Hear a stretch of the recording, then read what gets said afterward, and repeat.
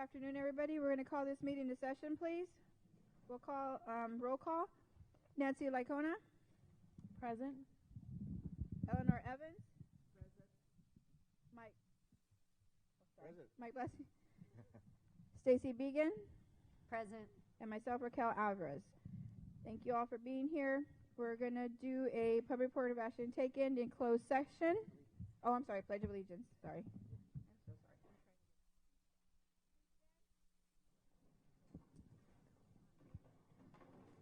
Ready? Begin. I pledge allegiance to the flag of the United States of America and to the republic for which it stands, one nation, under God, indivisible, with liberty and justice for all.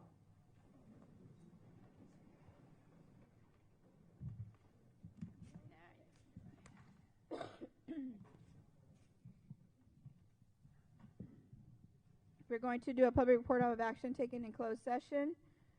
The board voted 4-0 to suspend the expulsion of student 1023570 for 2 semesters with a mandatory counseling in place. We also had in closed session. In closed session, the board retained and directed legal counsel to initiate or intervene in legal action, social media litigation with a 5-0 vote. The board voted to approve with a 5-0 vote to the following appointments. Sarah Harrington for Ivy Ranch as a new principal. Oh, she's not here. And Dan Jarvis for Santa Margarita as a new principal. Congratulations and welcome. We're going to start with student representatives. Peyton Wilson from Surfside Academy.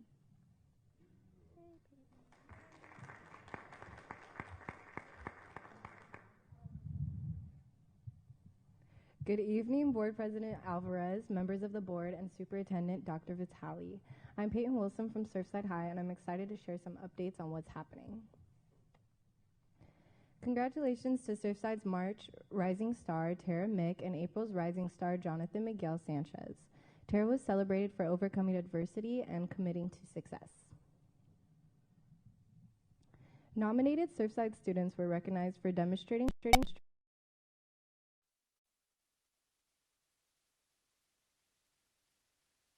The following program does not necessarily reflect the views, opinions, or policies of the City of Oceanside, its elected officials, KOCT, its board of directors, or staff. I often think of museums as kind of cathedrals.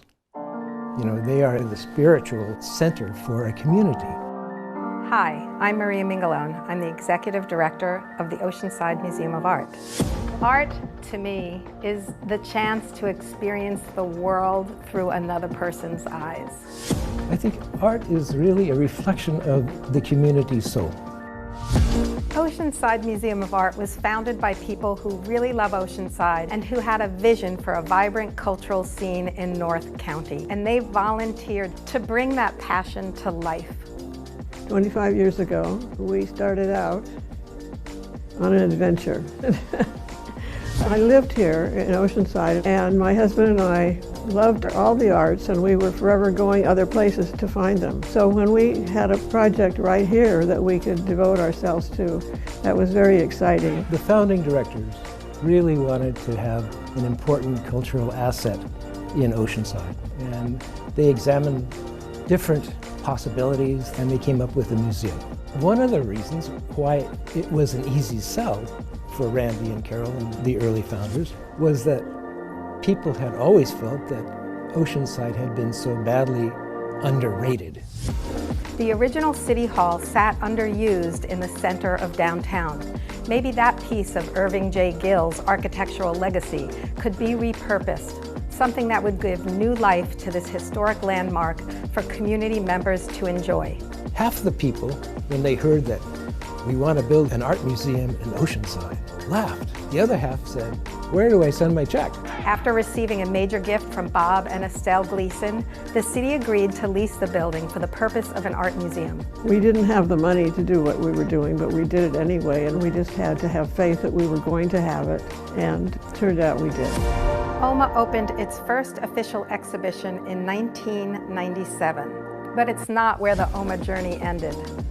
We formed a long-range plan committee, and we wanted to find out what the community thought we should do with this asset. What should it be? And the museum provided something that was extraordinary, an educational touch point. It became a community venue. To make Oceanside a cultural destination, a growing group of volunteers took the next step and contracted renowned LA architect Frederick Fisher to design an expanded museum. OMA's Central Pavilion was dedicated to the people of Oceanside, adding 16,000 square feet of exhibition and education. All right. OHS robotics event at UCSD. Gerard Prep meetings and German students visiting Oceanside High School recently. Our soccer banquet, dance team tryouts, and our senior checkout meeting.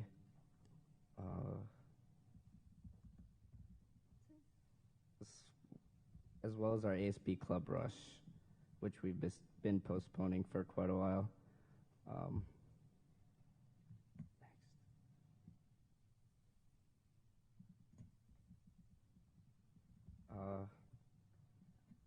We recently had some students volunteering for our annual Oceanside Ironman.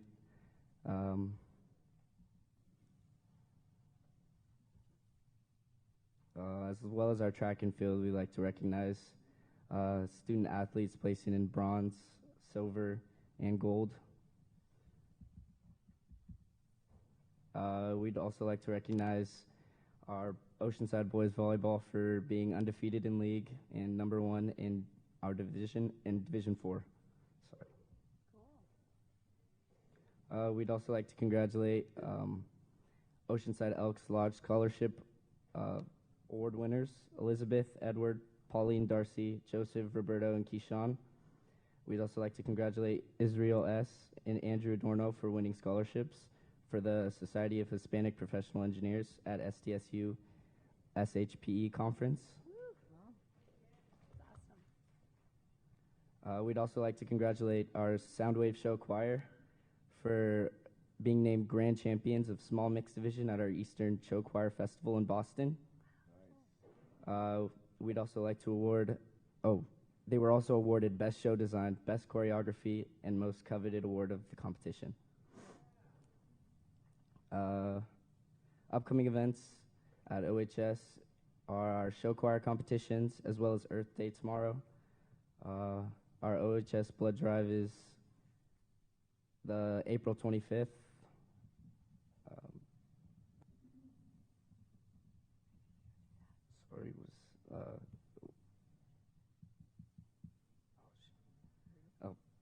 Thank you. Thank you.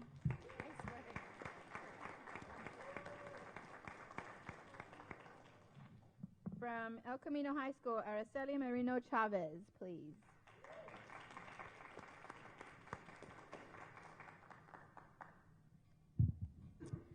Good evening, everyone, and thank you to Board President Dr. Alvarez and the rest of the board members, to Superintendent Dr. Vitelli and her executive staff, and all who are present this evening for giving me time to speak. My name is Araceli Merino Chavez from ASB and student representative from El Camino High School. Next slide, please.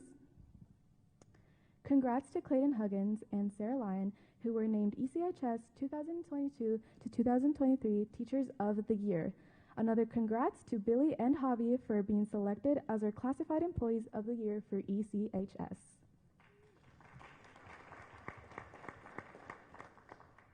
Next slide, please. Varsity Academic League had a great season. They made it to the playoffs this year, but fell short in the first round. We are so proud of them. Miss Frazier's math analysis class used their knowledge about conic sections to build hot dog solar cookers. And lastly, ASB hosted another successful round of our annual 3-on-3 tournament. Staff won the Staffers and Student game. And lastly, Mr. Rauscher's oceanography class, as they did a lab on waves. Students used different items to see how waves are made and what impacts the wavelengths. Next slide. Performing arts. Congrats to our EC Pomcats for their win at Nationals. In drama musical presentation of Into the Woods Junior. If you missed it, you missed a treat. And thank you to Renee Fagan and the Drama Choir Boosters for all of their support for our students as they put on this wonderful musical. Advanced Orchestra, who did a fantastic job performing at the California Center of the Arts in Escondido. Next slide. Boys volleyball and golf both had amazing victories over our cross-town rivals, OHS. Also featured is boys lacrosse and track and field. Next slide. Oh, it's off. Yeah. Next slide. Okay. Thank you all so much for giving me the time to present. This concludes my presentation. Thank you.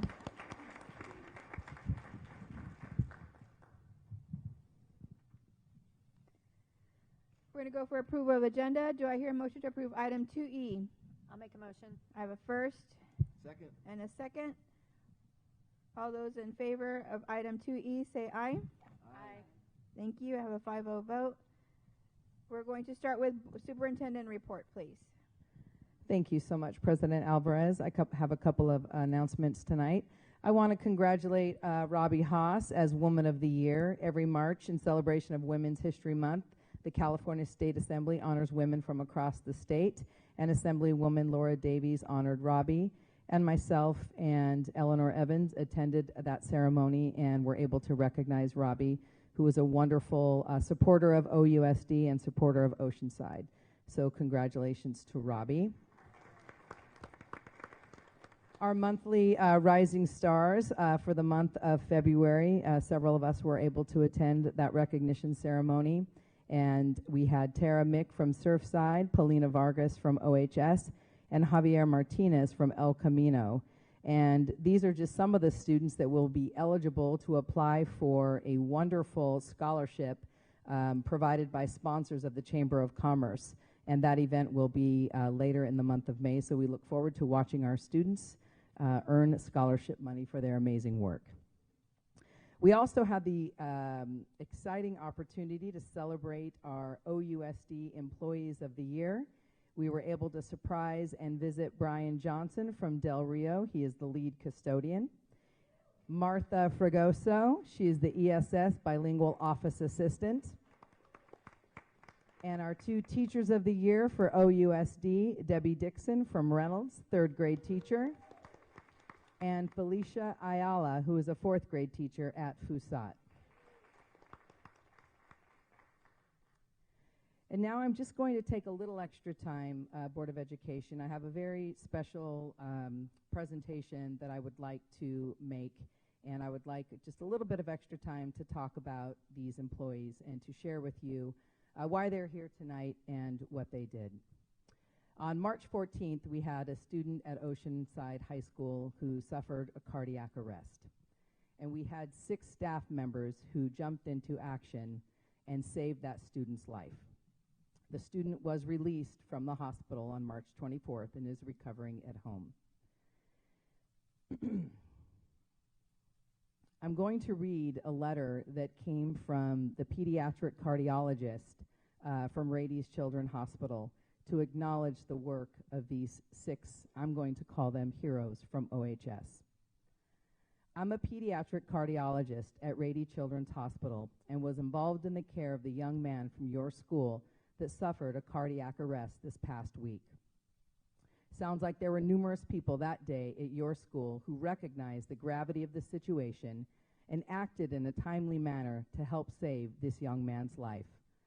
I would like to personally commend all those that were involved. I think this is funny, so I'm just going to add a little, lightness to it. On a personal note, I was at your school recently to watch my son's soccer match versus Oceanside. I was incredibly impressed by the facilities at your school.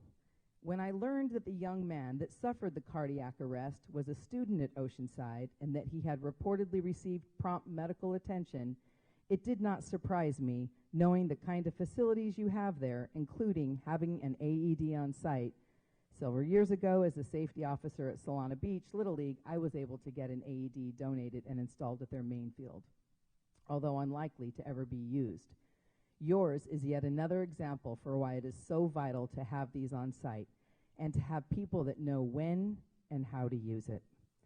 Again, congrats to all those involved at your school who have clearly made a difference in this young man's life. We're hoping and praying that he makes a full recovery. Sincerely yours, Dr. Paul Grossfeld.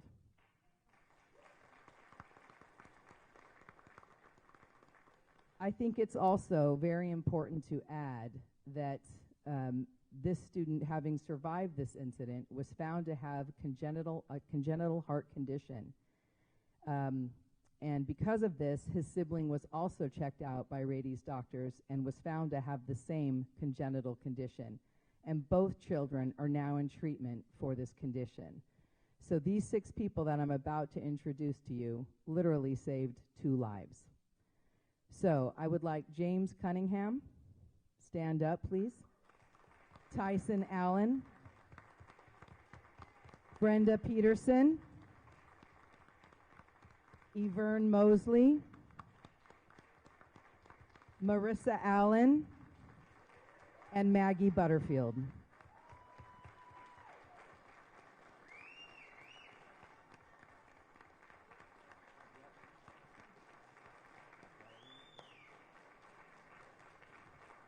This standing ovation is for you, so please turn around and acknowledge that.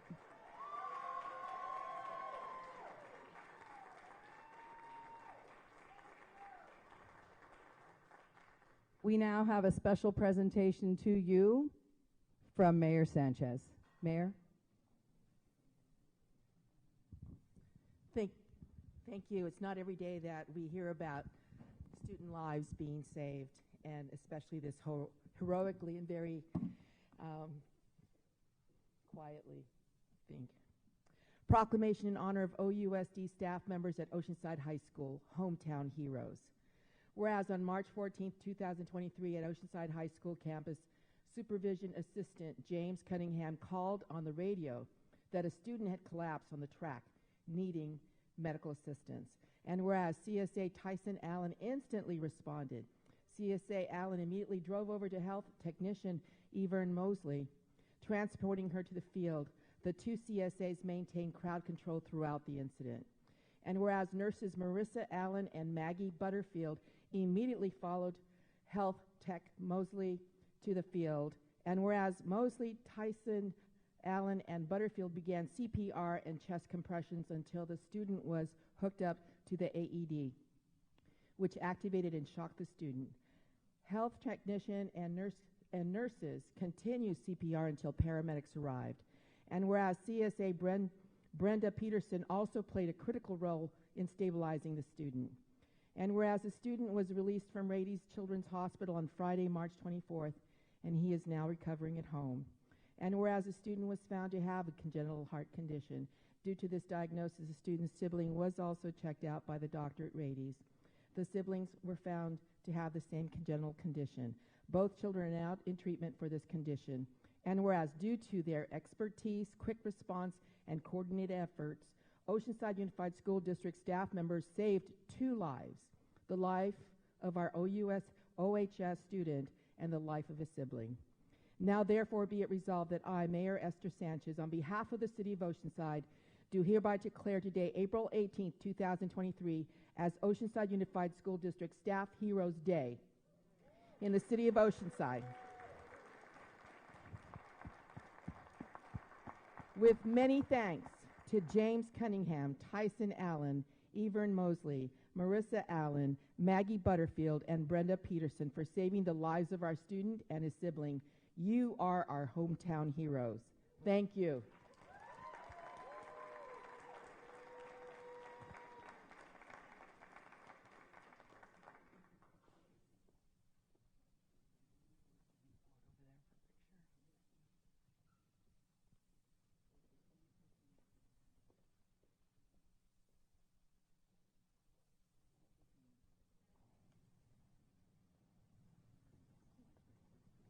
Please join us. Thank you. Thank you. We now have a special presentation for all of you from Sobriah Mosley, OHS alum.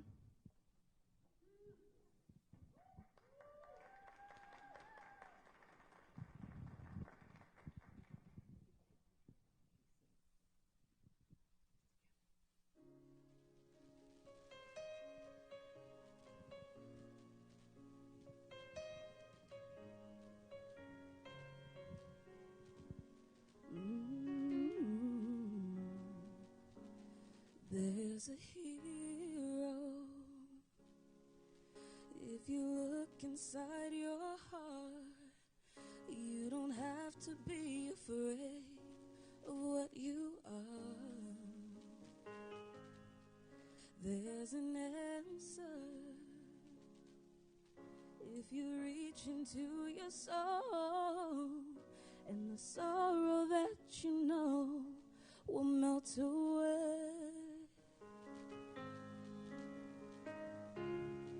And then a hero comes along with the strength to carry on, and you cast your fears aside, and you know you can survive.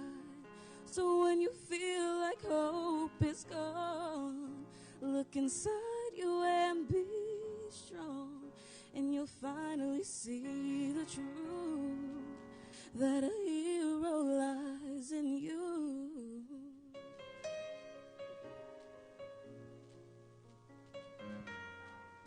It's a long road when you face the world alone. No one reaches out a hand for you to hold. You can find love if you search within yourself, and the emptiness you felt will disappear.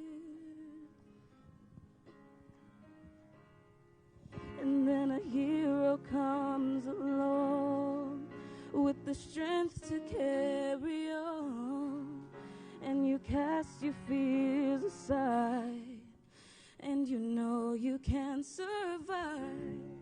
So when you feel like hope is gone, look inside you and be strong, and you finally see the truth, that a hero lies in you. Oh no, dreams are hard to follow, but don't let anyone tear them away. Just hold on, there will be tomorrow. In time, you'll find the way.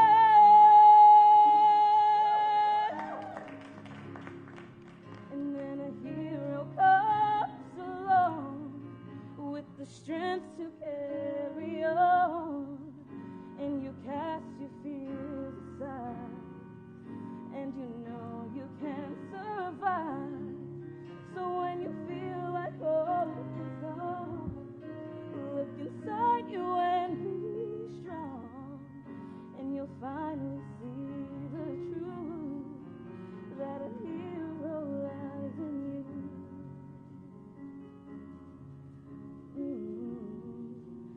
That a hero lies in you.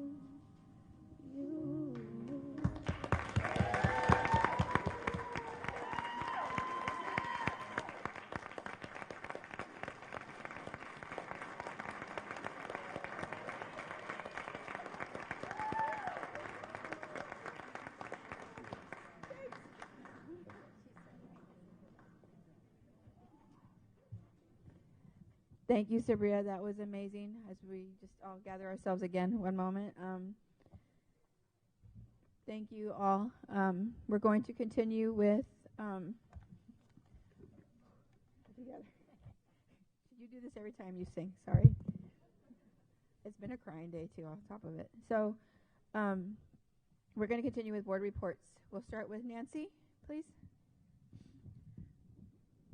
Thank you again to our staff members who stepped up to save that student. And I mean, that just goes to show that I think at every single site we have heroes, and that we have adults and staff members who will step up and protect our children if they're in danger.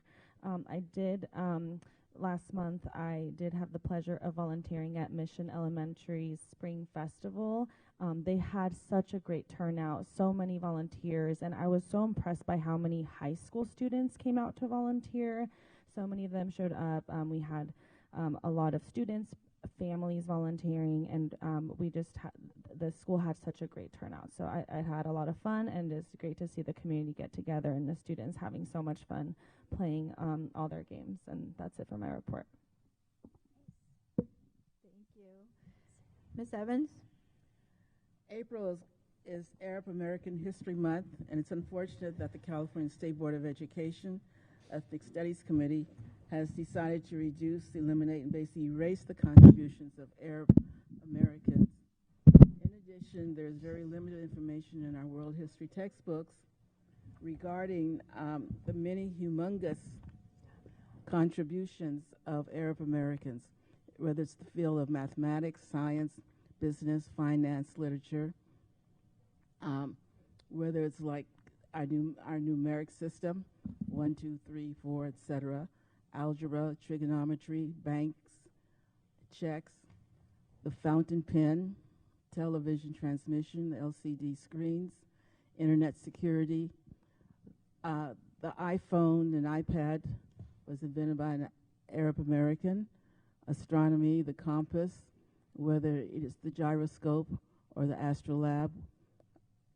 Compasses being used in navigation, sea navigation, as well as the astrolabe being used in our space exploration. It was Arab that developed the concept of a hospital, not only hospitaling patients, but free hospitalization. And during the St. Louis World's Fair, the ice cream cone was invented or developed by an Arab American. In terms of my activities for this month, I'd like to congratulate the Rising Star students that were honored by the Oceanside Chamber of Commerce, and we have so many students that are so talented who have to overcome those kinds of obstacles. I attended the San Diego, California School Board Association meeting. The Masters of Governance program classes are now being offered virtually. Same price though, okay. Legislative Action Day, I attended, and the CSBA, California School Board Association, bills that are being promoted and developed by CSBA are AB 906, in which the County Office of Education would receive more funding for juvenile court schools or county community schools. AB 1023, to allow representatives from the State Department of Education to become part of the California Cybersecurity Integration Center. And fortunately, in Oceanside, we haven't had the kinds of problems of cybersecurity compared to other districts, but it's good to know that we have that protection, or that it's being proposed that we would have that protection. And SB 551, which is to provide greater mental health services, prevention, and early intervention. I also attended the North County Prevention Coalition, NCPC, and had the opportunity to judge student artwork focusing on promoting healthy living and healthy choices as it relates to drug abuse. The CSBA annual conference, educational conference, will be held in San Francisco, November 30th through December the 2nd. And we are currently accepting proposals and presenters in terms of the annual conference, and we're hoping that our board members will be able, and our leadership team will be able to participate in this activity. Okay, and congratulations to the Oceanside Unified Employees of the Year. We definitely appreciate and honor you. Also, we'd like to say happy birthday, April 1st, to Raquel Alvarez. And could everyone in the room on the count of 3 say happy birthday, President Alvarez? Ready? 1, 2, 3. Happy birthday. Come on, you come to the. You can do better than that. No, we're good. No. One more time. 1, 2, 3. Happy birthday, Raquel. Okay, and also today is Ann Givens' birthday, so we need. So, on a count of 3, we're going to say happy birthday to Mrs. Givens. 1, 2, 3. Happy birthday, Mrs. Gibbons. She's embarrassed. Whoa, I can hardly wait for my birthday. Jeepers. Okay. In terms of transparency, I need to report out that I've been accepted for the Measure X Citizen Oversight Committee for the City of Oceanside. I don't know, is the mayor still here? No? Okay. All right, representing the San Diego County Taxpayers Association. I'm also representing the San Diego Taxpayer Association with National Elementary School District, their Citizen Bond Oversight Committee, Measure HH. Okay. I have been, and I may have mentioned this before, I'm now a member of the, officially a member of the Community Housing Works Board of Directors, and I'm on the Committee for Strategy, Innovation, and Policy Committee. I'm also a member of the Leon L. Williams San Diego County Human Relations Commission, and I chair the Communication Committee. In cooperation with both CTA and the California State Department of Education, I will be continuing with the Credential Proficiency Commission, which basically evaluates credentials of individuals who may need, shall we say, help. Okay, either to stay in the profession, more likely to help to leave the profession. Thank you. Thank you. Mike, would you like to have anything to report out? Yeah. I gave my report to Ann Givens. I just would like to thank our heroes again for coming tonight and tell you that you don't have to be heroic and stay through this whole meeting this evening. So thank you again for being here. Appreciate it. Dr. Began? Yes. I have a short report. I have been meeting with a group of Oceanside Unified teachers that are working on their national board certification, which has been huge, watching their growth all year long, and they're getting ready to submit it next month. So anyways, it's great to see what they're doing in their classroom as they're trying to hone their practice and go through this rigorous process. I did a Meet the City Chamber of Commerce event with some of my fellow board members.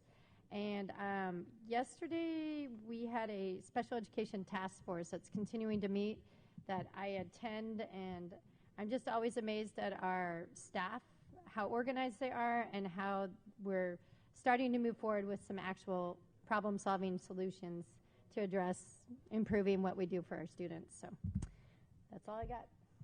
Thank you. Our heroes have left. Thank you again to just our staff, to everyone for showing up today. Thank you again for being here. I was able to go to the Rising Star event this morning, and we talk about students and the things that they go through and their stories, because each student has a story, because we all have a story to tell, and they shared theirs this morning, and of course I went through a box of tissues. I was able also to attend LCAP. I've been able to sit in kinder classrooms and TK classrooms, and thank you, teachers. Oh my goodness, you teachers. To all of our teachers, because we look at students and the different struggles that they're going through, and so I applaud you all for everything that you do, for the support that you give them, for listening to them, for being there and supporting them. I thank you for everything that you do. I was there also for the Meet the City, and just interesting to be able to see and meet different people within our city and their perspective of just what our school district is and what we do here, and appreciating the things that our staff does. So thank you. I was able to actually sit with some of the national board teachers and listen to their process of going through and the different things that they go through and having to get to that point. So just, I appreciate you all, because it is a process. I'm taking one class right now and I'm dying. So I just thank you all again for everything that you do. Thank you to our staff again for everything that you do, for listening and being there, and for hearing and everything that you do, because it doesn't go from 9 to 5. We don't stop.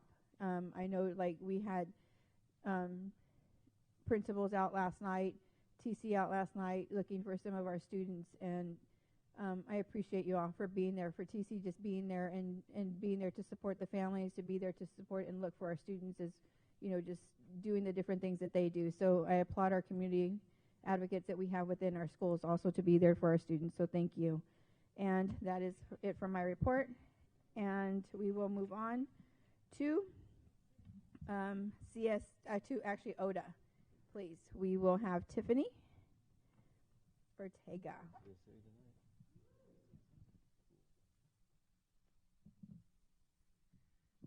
Hello all. President Alvarez, Superintendent Vitale, Cabinet, community members, colleagues. I didn't write anything a lot this time, so forgive me. Next slide, please. These are the areas in which OTA has collaborated this month, some upcoming with Human Resources, Educational Support Services, SPED Caseloads and Tracking, SPED Task Force, Personnel Support, Calendar Committee, School Psychologists Workload Committee, TKK Summit, which will be tomorrow. I encourage anyone that's available to please come. I would love to hear, or to have you hear, the voices of our TKK teachers. LCAP on Thursday, and the School Counselors Work Group. Next slide, please. I wanted to shine a spotlight on our OUSD Rising Stars. So, thank you. I did write something. Thank you so much to the City of Oceanside and the Oceanside Chamber of Commerce for the Rising Star Student of the Month program. This program recognizes seniors in OUSD who have persevered through myriad items in their young lives. Some of these children have been separated from their families, lost family members, dealt with terminal illnesses for themselves and other family members, overcome harrowing medical complications, been challenged by physical limitations, navigated learning disabilities, shown determination through one of the most isolating times in our recent history. And those are literally the things I thought of as I was driving here. So there have been so many more. Their stories prove that it took an amazing amount of perseverance and grit for them to accomplish what they have thus far. As they document in their speeches every month, they were able to accomplish these things with the support of their family and with the resources provided to them through teachers, ed specialists, counselors, nurses, school community advisors, school psychologists, administrators, community partners, and other support staff at our schools and in our district. I have been fortunate to see some of my former students at the celebrations, and despite what we hear at some of these meetings, the resources provided at the school sites are integral, I hate that word, in changing the lives of these students. I feel fortunate to work in a district that realizes that families do not come in perfect boxes with perfect lives. I work with colleagues who believe and fight for equity for students. OUSD professionals believe in the resources our district provides for these families and for these students because they see the results every single day.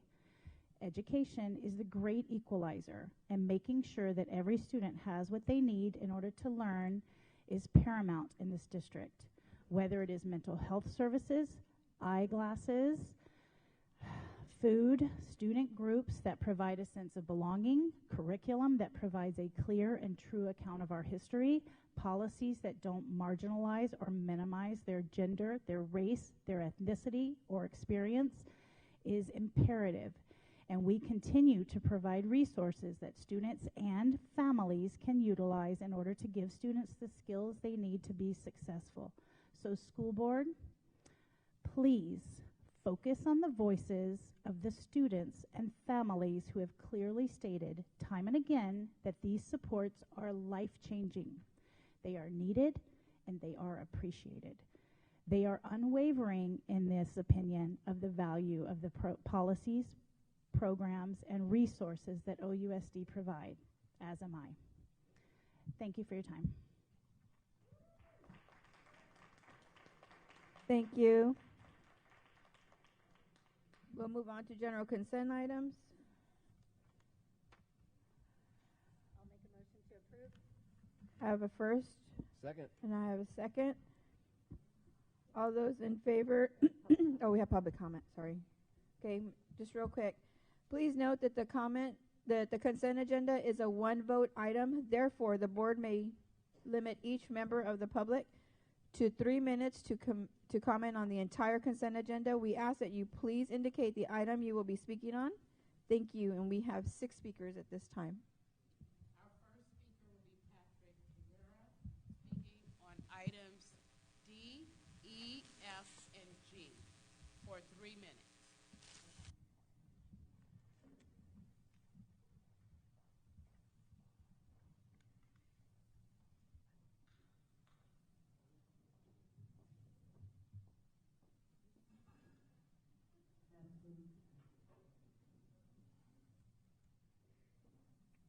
That's 4D, 4D, E, F, and G, right? Yes. Yeah.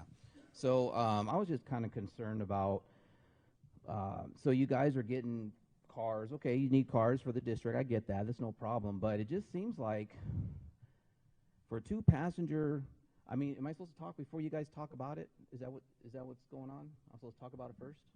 Yes. Okay. So you guys are spending like $180,000 for 2-passenger electrical vehicles? $180,000. I'm just wondering, did you guys quote this out to anybody, or that sounds like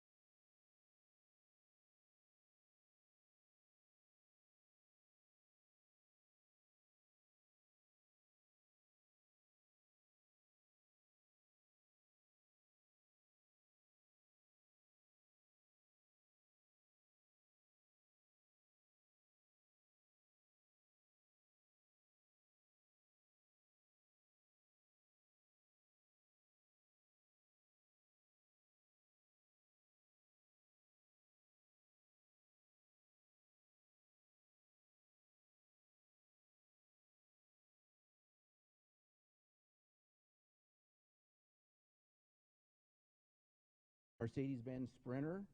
Here's another Pro Master you can get for 85. I'm sorry, for you're paying 58. You can get one for 48, 10 grand cheaper. Again, it just seems like wasteful. And then you're gonna get a Silverado, a Silverado for 75 grand. You can get here. I even put a Hemi in this one, a Hemi Bighorn Ram 1500. You can get it for about 48 grand. So again, I'm just wondering. You know, it's waste. The monies that we can save, we can get tutors for the kids to raise their grades. You know, as you can see, well, she's not showing you, but as you can see, our grades are plummeting. We've talked about, raising the scores for the students, and it doesn't seem like anyone is interested in that. I've been here coming here for about a year and a half, never addressed grades. So that's all I had to say. Thanks. Speaker Patty Kay.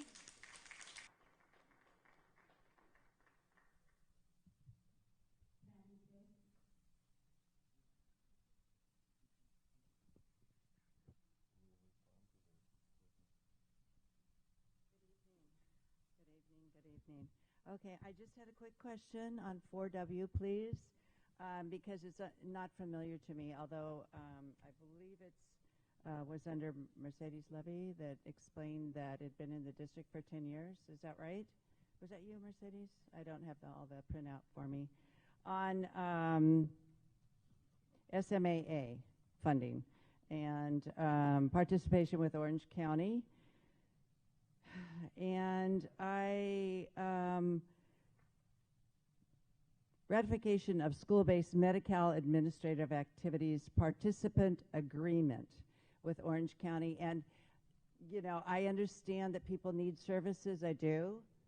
I just do not understand how the school gets so involved in criteria for Medi-Cal. And I'm very concerned about it being a social instrument and getting into people's medical records, which the whole agreement says the district can, to qualify these students. I think that's a real violation, personally, of HIPAA, and I don't think it's necessary. I'm wondering what the ulterior motive is. It says the goal of SMAA is to improve availability and accessibility of Medi-Cal services to Medi-Cal eligible and potentially eligible individuals, I guess meaning students, and their families. This is a school for education. It's not a socializing agent for Medi-Cal. So I guess my question is, I'd like to have some questions answered outside of the meeting tonight, and I don't know if I go to Mercedes or who. I need to understand this program because you're assessing students to be a Medi-Cal recipient. What business does the Department of Education have in that? I mean, granted, if you want to do that outside the school hours or whatever, maybe, but I think it's a distraction. And the term on this that you're approving tonight in your consent is July 1st, 2022 to June 30th, 2023. So again, I don't understand why you're voting on this tonight when it was agreed upon. So anyway, I have a lot of questions, understandably. I don't know if anyone else does, but why are we in the business of qualifying people and families for Medi-Cal? Would that be an appointment with you, Mercedes? Okay, thank you. The next three speakers, item X, Paul Hanish, Joseph Cantor, and then Nicole Watson. Item X, 4X.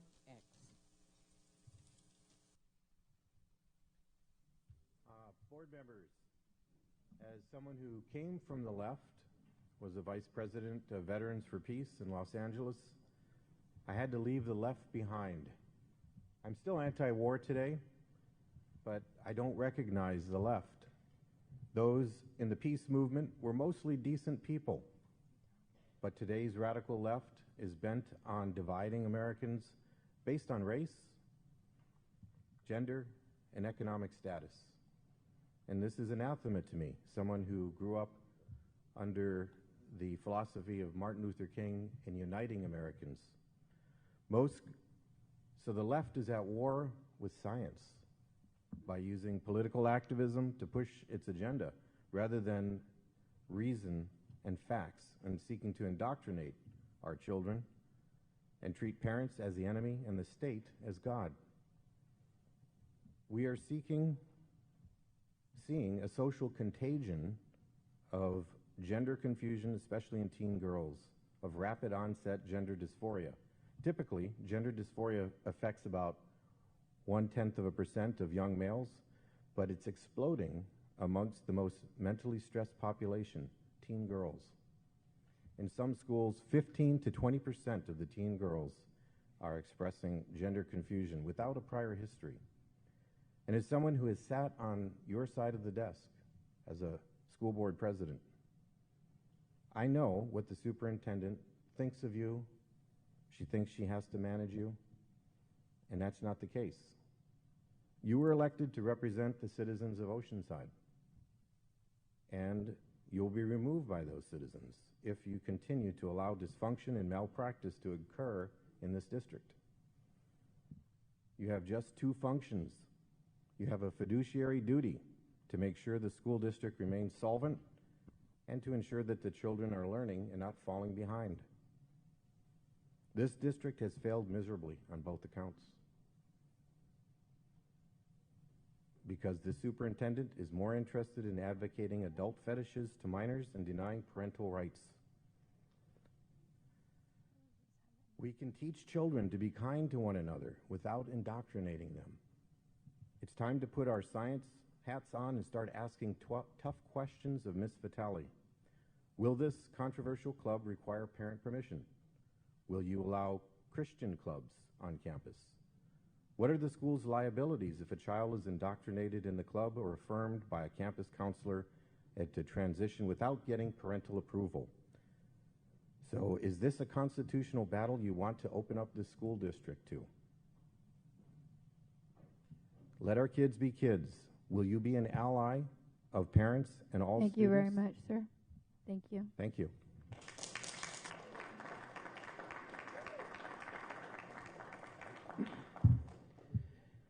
Good evening, members of the board. I am here tonight as a member of your community and a former student of the Oceanside School District. And it was recently brought to my attention that you guys are under consideration as the Oceanside School Board to consider the incorporation of an LGBT acceptance club on Oceanside school campuses. And I'm here tonight to address this topic as it is a topic that is very close to my heart and it has affected me very personally. Growing up early on, I felt like I was living a fairly normal life. What I would describe as what I would describe as one of the darkest days of my life. That was the night that my parents decided they were going to end their marriage, divorce, and unfortunately my mother decided she was going to convert to becoming a lesbian. And now this wasn't exactly an ordinary divorce, as you guys can see. I unfortunately had to endure a lot of drama and a lot of psychological damage growing up. She decided to make a generalization towards my grandfather and fellow men because my grandfather did some inappropriate acts towards her. I want to assure you that there are still good, godly men out there, including myself and many members of the men in this room, that still want to treat women with respect and treat them properly. And because of her decision, I've been on the wrong end of being exposed to a lot of very graphic and very inappropriate content at a very vulnerable stage in my life, things like inappropriate relations between two females at the age of 11 years old, seeing a woman cuddling, having PDA in a public setting. Not to mention all of the mental, psychological agendas that they tried to pass on to me and my unfortunate younger brother who grew up only knowing a lesbian mom and his father being in a second marriage. I had to also take time away from my school education at times as well to address the psychological and the emotional drama that I was going through at a very vulnerable time in my life to meet with a school counselor, time that I can't get back and could have been dedicated to my education. I am also blessed now to be where I am at in my life, and God has brought me a long way after going through all of this mental and psychological drama that I had to endure. And I just want you guys to understand, I want to assure all of you that the next generation of kids in this Oceanside district doesn't deserve to go through all of the psychological damage and heartbreak that I endured. About 7 years ago, I unfortunately was disowned as the child of my biological mother, and it's because I decided to take a stand against an agenda that she tried to pass on to me. And you guys have an opportunity to take a stand against an agenda that our society is already trying to force upon to our next generation. I want you guys to know that like the previous speaker said, we can be loving and kind towards our children without indoctrinating them. So I assure you, you guys, your decision has way more weight than you guys may realize, and it can really have an effect on a lot of people, including your own children. So I encourage you strongly to take that into consideration. Thank you for your time.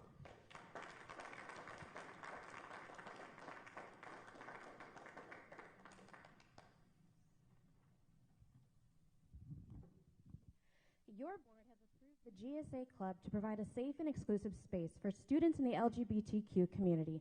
Are there any clubs that provide safe spaces for others? Our pledge of the United States of America states one nation under God. I know I honor that, but it's so empty when it comes from the mouths that I see around me. Do you know what happened on March 27th, 2023? Do you know who was targeted? Those who honor one nation under God. Those who take the Pledge of Allegiance seriously. Christians, Americans. By someone from the homosexual community, the community this club has been approved for. What do they need a safe space for? Is the school itself not safe? Let's get the facts straight here. How do we get a club approved for Christians who also deserve a safe space? Has this horrific massacre been talked about at all? Has this been explained? Do any of you have the basic knowledge to do this? I see all this bickering for things coming to these school board meetings from one side that is criminalizing and pressing upon our youth in a rapid pretense that is only going to lead downhill. It's instigating years' worth of trauma and confusion to better prepare them for upcoming grooming. There are so many clubs that can be created, yet a club that seemingly fits the current status of curriculum, books, and extremist groomers' agendas is approved like a puzzle piece. It's foul, it's harmful. Why is there no support for Christians inside your schools nor your district? How do we get accountability for this? How do we let children choose when only one specific thing and targeted agenda is being used? We don't have an agenda, but it's so obvious here. You're sexualizing our children as young as preschool level for your demonic lusts and desires, and no one sees it but those who have had this curtain removed by Jesus himself. Every time we come in here, OUSD, it's a spiritual battle. How do we start healthier clubs in our children's schools? Who do we talk to? We need more support for the Christian children in your schools, OUSD. Tell me, how do you deny that there's a creator? When you get hurt, what do you say? And when someone tells you something shocking, the majority of the time you say, oh my God. Though we live in a fallen world, there's a consciousness that knows and acknowledges God. We also need a club that teaches our children the Constitution. The pledge isn't taken seriously, and there are examples from the adults who don't even know that Constitution. Under God. Yes, there is a separation, and that's why things are so vile right now in the world, zoomed in right down to Oceanside, California's very own school district, thanks to our school board. We need a club that teaches America's founding truths and biblical citizenship. There should be no separation. God should be in these schools, and there should be more support for the children and youth in your schools that believe the same thing. I know there are many of you who do not honor this. You would rather have your misconstrued flag of darkness and evil hanging in the remains of the American flag. But if you take that flag down, you dishonor everything this country was built upon and everything that was fought for. And how are your students going to know if you don't even teach them the truth? We need clubs that support this, not LGBTQ homosexual safe spaces. Our children know nothing because they have been failed and separated from God. We need a total reconstruction on the clubs and curriculum you're teaching from A to Z to things that matter and will bring a true educational foundation for our students. Thank you. Our last speaker on general consent items, Todd Madison, items Y, Z, and AA. All right, thank you, Ann. Wow. So I'm just going to talk about carpenters on number Y. So on the agreement with the carpenters, it seems like a great thing. Good work by whoever is responsible for this in the organization. Thank you very much. This kind of thing is critical. I appreciate the focus on college-bound kids. I've been pretty involved in those efforts at El Camino in the past. Reality is most of our kids are not college-bound. Most of them are going to go out in the workforce to make a living, likely to be doing that the day after graduation. I've seen the expansion of our CTE efforts in the last decade, certainly applaud that. I remember sitting down with Doug Creedman in the office at EC several times talking about what we could do to connect industry partners. This is exactly what we need to do. So thanks to OUSD for pursuing that. Thanks to Mike and the Southwest Regional Council of Carpenters. It's a good, solid paying career. They're essential. Good ones are hard to find. We need to do more as much as we can to encourage that kind of thing. So moving on to Z and AA, the personnel reports. We'll talk more about this during the Personnel Commission report item. But the quick summary from your reports, as I've been doing for a while here, your annualized voluntary turnover continues to drop, having decreased to 5.11%, continuing to close in on 1/4 of the private industry average. That's awesome. HR is still doing a great job of hiring, 89 new teachers, 122 new support staff year to date. Retirements are low, 17 teachers, 16 classified. Overall hiring is still far exceeding departures, continuing to pace at 2 or 3 times the rate of people leaving. So that's awesome news. As I've pointed out many times, we appear to have no problem attracting and retaining employees. I hope in the upcoming negotiation reopeners we do not hear the usual self-serving lies about that to justify taking more money from the education of our kids and giving it to adults. You'll be seeing me a number of times tonight, as always filling in the space between what could be done using graphic presentations, which we're not allowed to do anymore, versus what it takes to make the same points in words. Unfortunate, only union members are allowed to present to the board. But of course, it's a reflection of the contempt our board has for the input provided by parents and community members. Thank you. Thank you, Todd.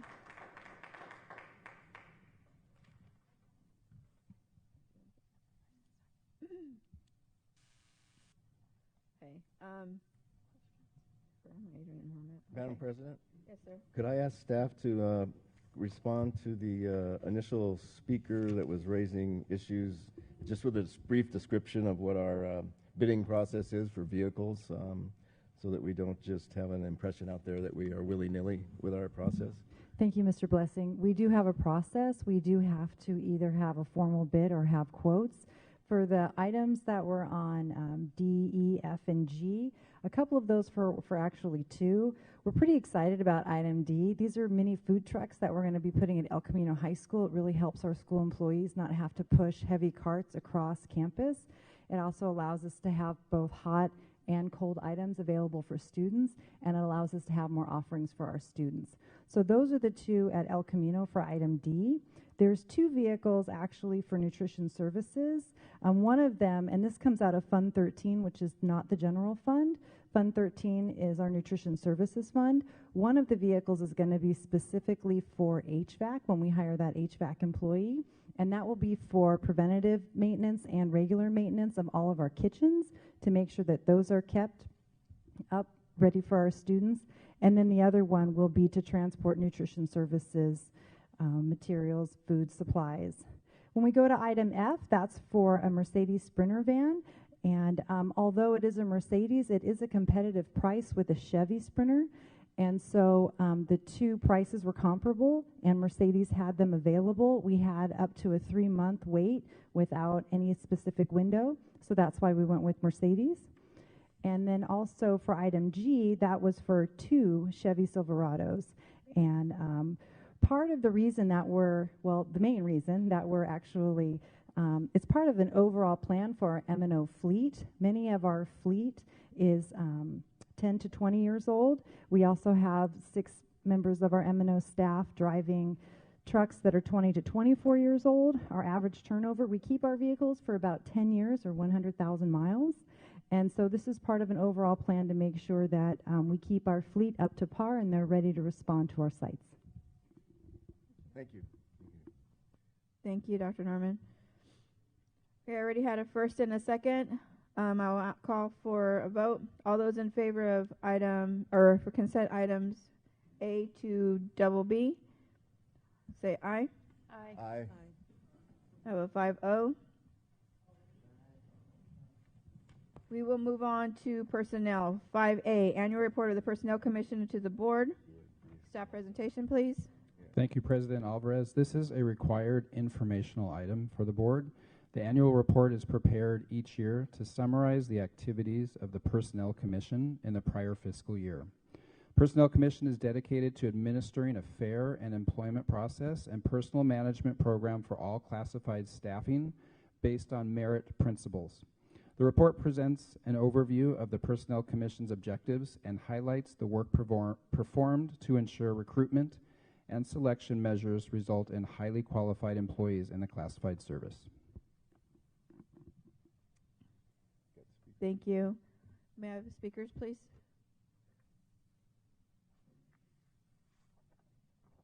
Our first speaker, Rose Higuera.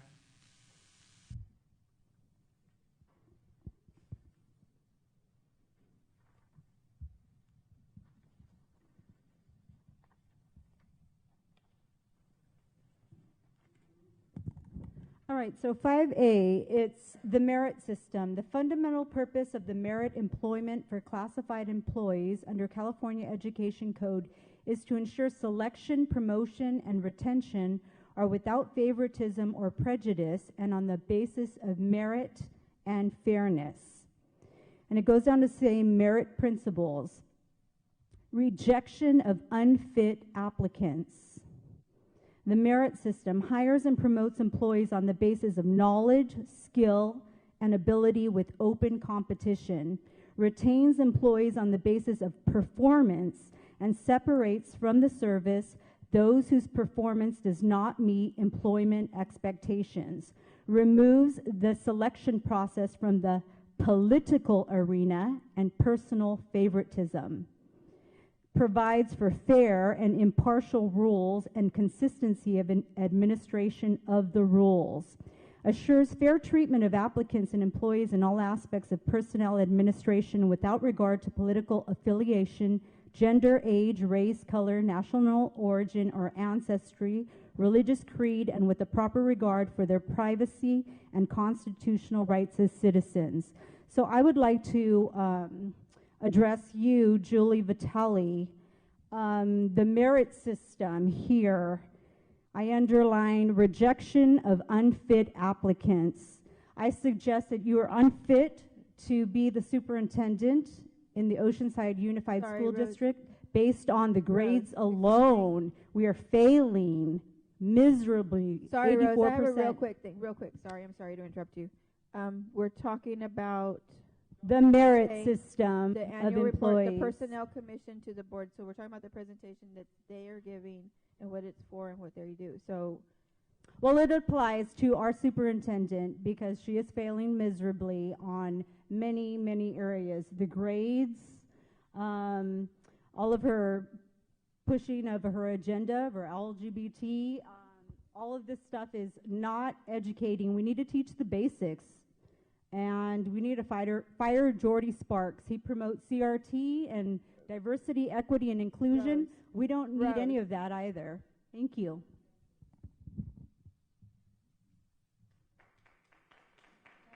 Speaker Todd Madison.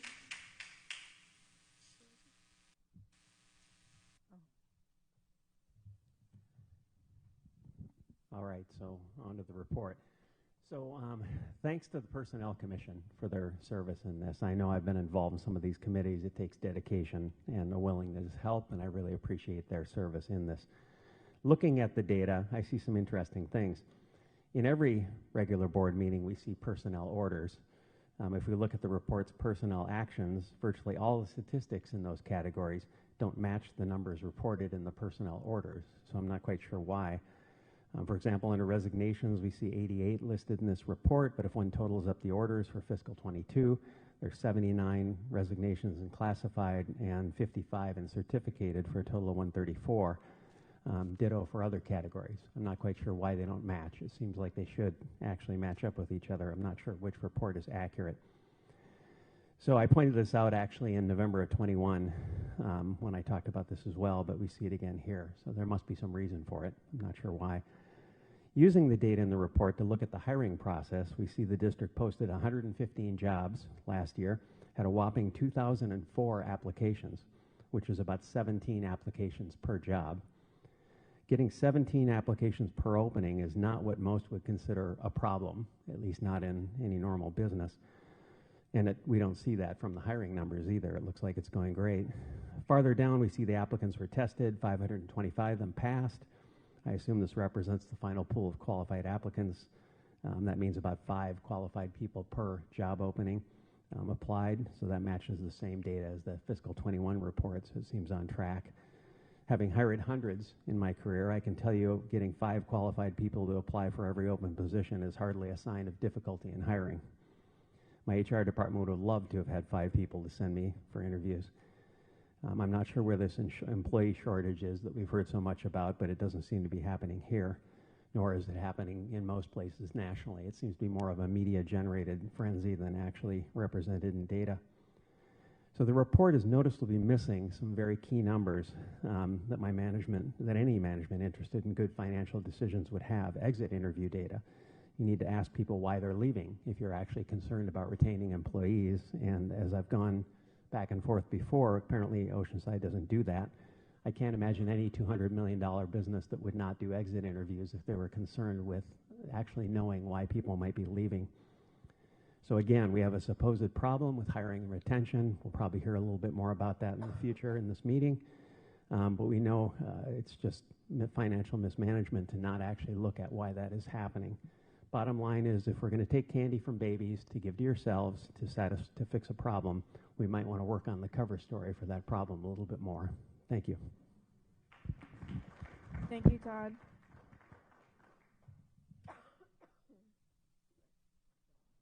Does staff have a response to the inconsistency that Todd pointed out on the chart? Mr. President, we can look into that. I think that Mr. Madison has been given that information before, but I'll review the numbers with our Director of Certificate of Classified Employees, and we'll get back to Mr. Madison on any updates so he has information that he needs. Thank you.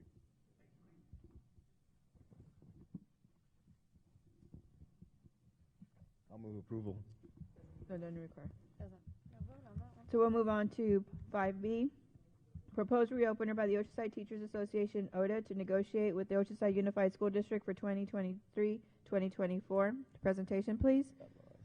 Thank you. 5B is an information item for the board. Initial proposals of exclusive representatives of the school employees must present at public meetings. In accordance with Article 1 of the Certificated Master Contract, the Oceanside Teachers Association has presented its initial proposal. Enclosed, you'll see the articles that have been opened for negotiations. Thank you. We have one. Mr. Madison, item 5B. Imagine that. All right, so first I need to say, as I've said many times in the past, our teachers at OUSD are great. Awesome teachers. They do an awesome job. As with most of humanity, most are wonderful people, have nothing but the best interests of our kids in mind. I'm very happy that we're able to pay them well and provide them with good benefits. Absolutely. The problem, however, is that there are realities in this, realities of funding. That means everything we do has to be a compromise. Just like in real life, you know, you may really want those box seats to the Padres, but you can't just write a check and make the money for that appear. The money you use for that has to come from somewhere. What if finding that box seat money meant taking it from your kid's college education? That's exactly what we're doing here. You all know the numbers. Median total compensation of an Oceanside Unified teacher in 2021 was $127,142. With the 5% raise given last year, that number is likely somewhere around $133,500 right now. You can all grumble about that, but no one has ever refuted that using actual data. We also know that the raise we're talking about here is a bonus raise on top of the normal increases built into the salary schedule. No one is proposing we change that. Those periodic increases should continue. The argument I make is taking money away from our kids to add more to it. We know since whenever OTA gets, whatever the OTA gets will be applied to CSEA and administrative employees, a 5% bonus raise would cost the district somewhere around $9 million a year. So what if we decided to do something different this time around? What if we took the money and put it into the things that teachers actually say they want? Not the union, but the teachers themselves. Things like higher pay for starting teachers. I would agree that should be done. OTA could, if they wanted to, negotiate a new salary schedule that focuses more heavily on the first steps of the schedule.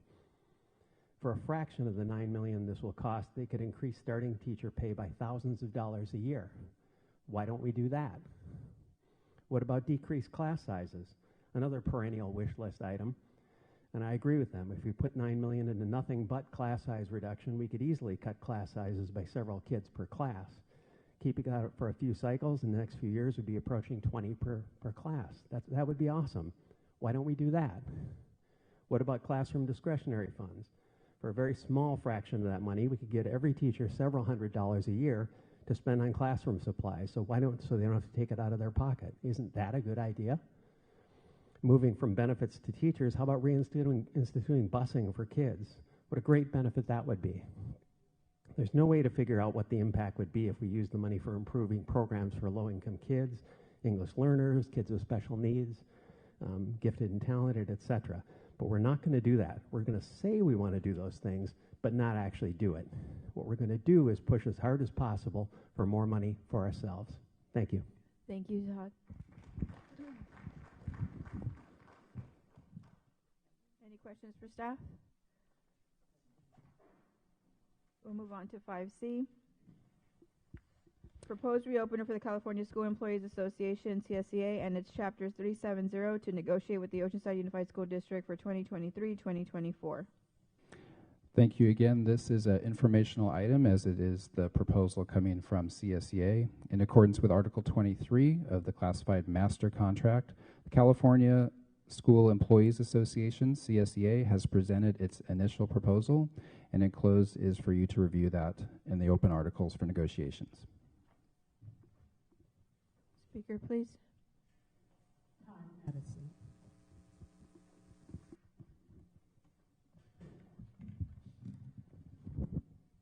All right. So here we have the reopening of negotiations with the support staff. If there's any group in Oceanside Unified that likely deserves some bonus raise money, it's classified staff, absolutely. But I have to say, we don't actually know that for a fact. I don't know that. Ms. Vitale doesn't know that. Mr. McAteer doesn't know that. And why? Because the district refuses to do something that would be totally common in private industry, which is find out what jobs pay in comparable private industry positions in the immediate neighborhood. Yes, we'll likely see surveys of salaries in other school districts. If you're a landscaper, both you and your wife are working hard and trying to take care of a few little kids, does it really matter what landscapers in Chula Vista make? Are you really going to quit OUSD and get into an hour-long commute to go to Chula Vista? That's not going to happen. What does matter a lot more is what local companies pay. What gets paid down the street where you work. It would be an easy range where you could perhaps attend your kids' school plays after work or be home for dinner once in a while. Our support staff should be demanding that our district obtain a salary survey of like jobs in North County communities, the communities where our people would likely find jobs if they were not working at OUSD. Don't you want to know what local private employees make for doing the same job that our staff does in the school district? Is that not important? I mean, that seems to be the competition for our employees. I truly hope the CSE leadership does something about that. And if the district won't get that survey, find one and buy it. Do something for the benefit of members with that money. I'd love to see that survey myself. I hope we'll get a chance someday. Thank you. Thank you, Todd.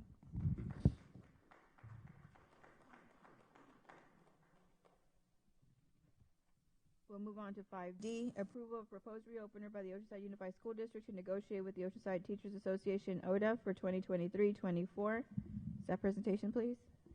Thank you, President Alvarez. This is an action item for the board to take in accepting the district's, OUSD's, presented initial proposal for negotiations and reopening.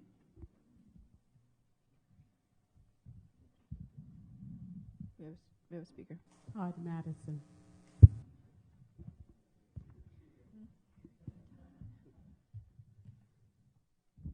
All right, so this is the OUSD side of this discussion. We've been over this many times before. I'm sure you guys could probably give this speech that I'm about to give as much as I do. So the teachers union wants a bonus raise, but you can't just write a check and make the money appear.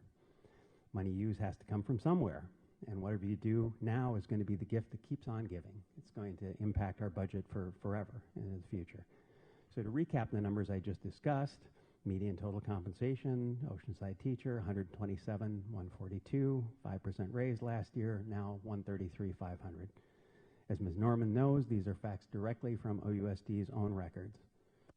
If the district were actually going to negotiate this, instead of just putting up a charade designed to fool people into thinking that, they would have Ms. Norman verify that number and publicize it so that parents and community understand that what the people who might end up holding our kids hostage for more money for themselves are making right now. That would be a negotiation. They might even project what would need to be cut from kids to support that bonus raise and let parents know.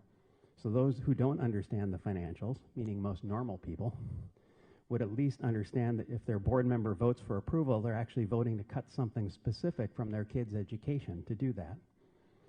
And how about a projection for what the money could be used for otherwise? If we can actually spend it without going bankrupt, which is a question, what could we spend it on that would benefit the education of kids?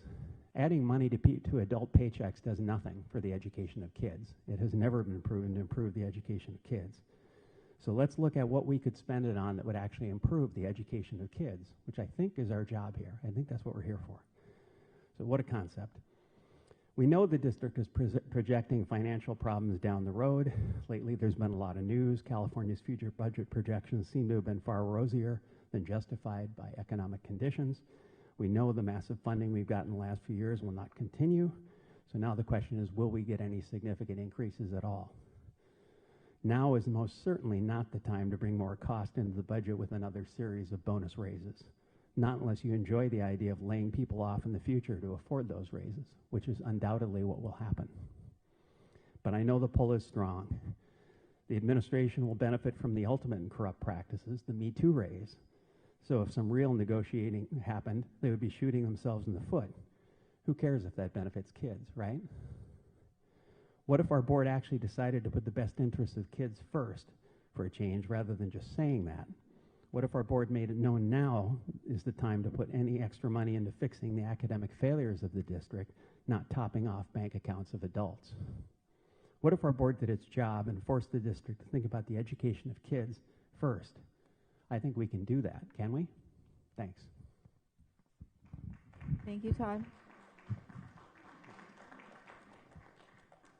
Any questions for staff? I'll make a motion to approve. I have a first. I'll second. All those of approving item 5D, say aye. Aye. Aye. Thank you. I have a 5-0 vote. Item 5E, approve a proposed route opener by the Oceanside Unified School District to negotiate with the California Employees Association, CSEA, in Chapter 370 for 2023-24.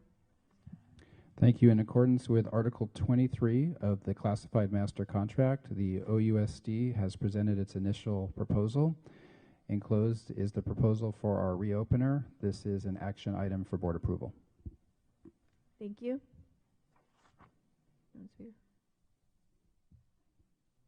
Madison.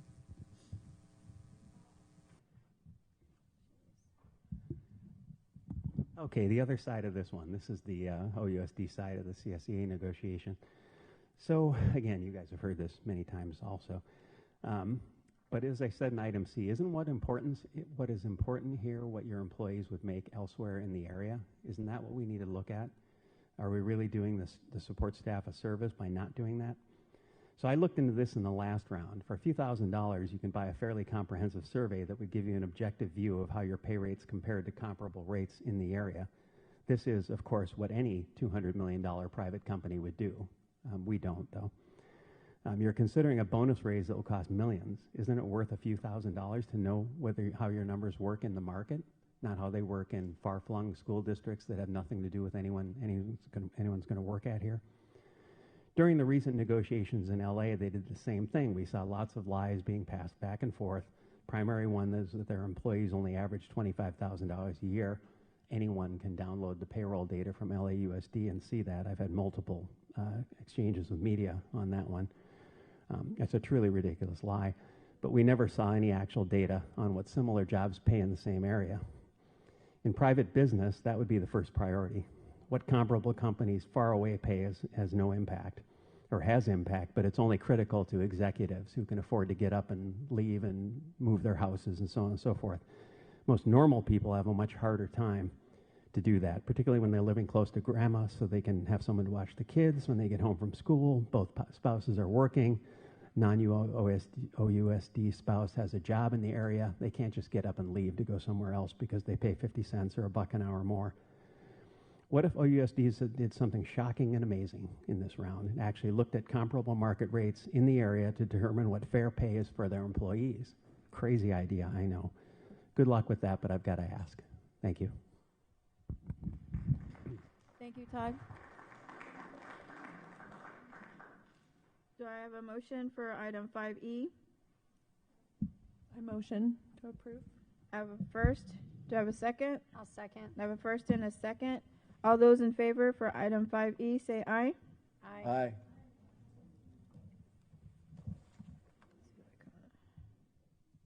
Thank you. We're moving on to 5F. Approve a revised injury and illness prevention program. Staff presentation, please. The IIPP required by Cal OSHA is a written proactive safety process to address elements such as employer responsibility, compliance, communication, hazard assessment, accident exposure, investigation, and hazard correction, training, instruction, and record keeping. This updated IIPP includes new additional language, which is included in the employee access to the IIP section. Thank you. You need a motion? We have yeah. I'll make a motion. I have a first. Do I have a second? I'll second. Thank you. All those in favor of approval of revised injury and illness and prevention program, say aye. Aye. Aye. Thank you. Have a 5-0 vote. Moving on to 5G, approval of school calendars for 2024-25 and 25-26. Staff presentation, please. Thank you. Staff and our community in Oceanside have an interest to know the out years for the OUSD school calendar. The District Calendar Committee recently met and have recommended the following 2024-5 and 2025-6 calendars for board approval. Thank you. Do I have a motion? I'll make that motion. I have a first. Do I have a second? I second. So I have a first and a second. Speakers, please. Ann. That we're going to do. Ann.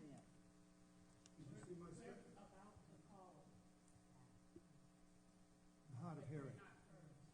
Pardon? Oh, okay. I'm ready now. You vote before the public comment. Is that the way things are done here? We haven't voted yet, sir. We haven't even heard public comment yet. So Ann hasn't called up the people that are speaking because there's somebody other than just yourself speaking tonight. Sorry. Should I sit down again? Yes, you should. Wait to be called? Why is he getting a call for a motion first? Being inconsistent. Shouldn't call for the motion. Yes, ma'am. Todd Madison.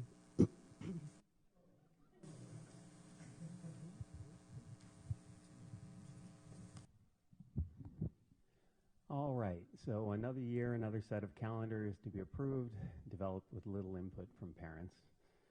Another issue we've gone over many times. I think I actually copied and pasted part of this from last year's talk. Whether the calendars proposed are the best for families, I can't say. It's not up to me to say. I'm just one person. What I can say, however, and what is very clear, is the fact that the district does not respect parents enough to give them any actual voice in the process of establishing the school calendar. So, yes, I was at the DPAC meeting where the calendar was discussed, the Zoom meeting. At that meeting, the group was told they could not look at the draft calendar because it was, quote, not approved by the board yet. Now, I happen to know how that works, and it doesn't require the board to approve a draft calendar to show it to parents. That's not a requirement. The board has to approve the final calendar, of course, but not the draft. So DPAC parents were not even allowed to look at the calendar being discussed at that point. If you read the parties involved in the calendar committee, which is the body that has real input, you'd see that it includes representatives of CSEA, ODA, and the leadership team. The word parent doesn't appear. As usual, of course, the union appears, but parents do not. Several years ago, I stood at this podium in front of Dr. Coleman at the time, pointed out the fact that the most important thing you can do affecting parents' daily schedule had absolutely zero input from parents involved. He actually pulled the calendar from the agenda at that point and then ran it through the DPAC before putting it back on the agenda for the board. That was a minor incident of actual paying attention to parents. It was awesome. We had a board then that actually thought about those things too. So putting together a few drafts with input from parents on a committee, putting those out for a vote, restricted only to parents with kids in the district, would be trivially easy. Trivially easy. You could do that through the various systems, ARIES and so on, send out an email, let everybody vote on what they like in the calendar, take the input, go back and use that to design what you want to do. It would cost nothing, zero.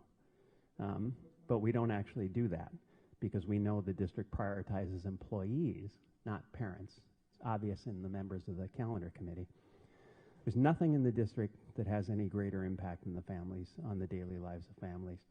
Providing parents with no real input in that is representative of the importance OUSD places on parent input, pretty close to zero. Somewhere between zero and a nuisance. My mother told me, don't pay attention to what people say, pay attention to what they do. We see what our board and our district does, and it doesn't involve a whole lot of attention paid to what parents want for their kids. The calendar is an obvious example of that. Thank you. Thank you, Todd. Graham Frazier. Graham Frazier.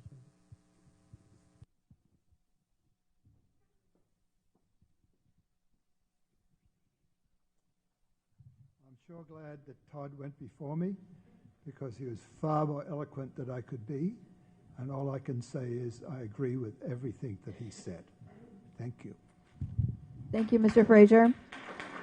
I want to take a moment, Todd, Todd, just real quick, would you please share the process? Because I know it was one of my questions personally that we were talking about. So, will you For share? calendar committee? Yes. Sure. As Mr. Madison shared, DPAC was part of this in terms of providing important input in terms of values and what's important. We did a streamlined process which was effective in terms of identifying those values that was incorporated in the calendar committee's recommendation. We also met with both groups of student leaders from the high schools, and in those meetings, the same thing, input was provided by the students. And what we found is that what by far the largest importance to the students was making sure that finals ended at the semester before winter break. And so some of those items that were of value, both from DPAC and from the students, were incorporated into the calendars that you have before you. Awesome. Thank you.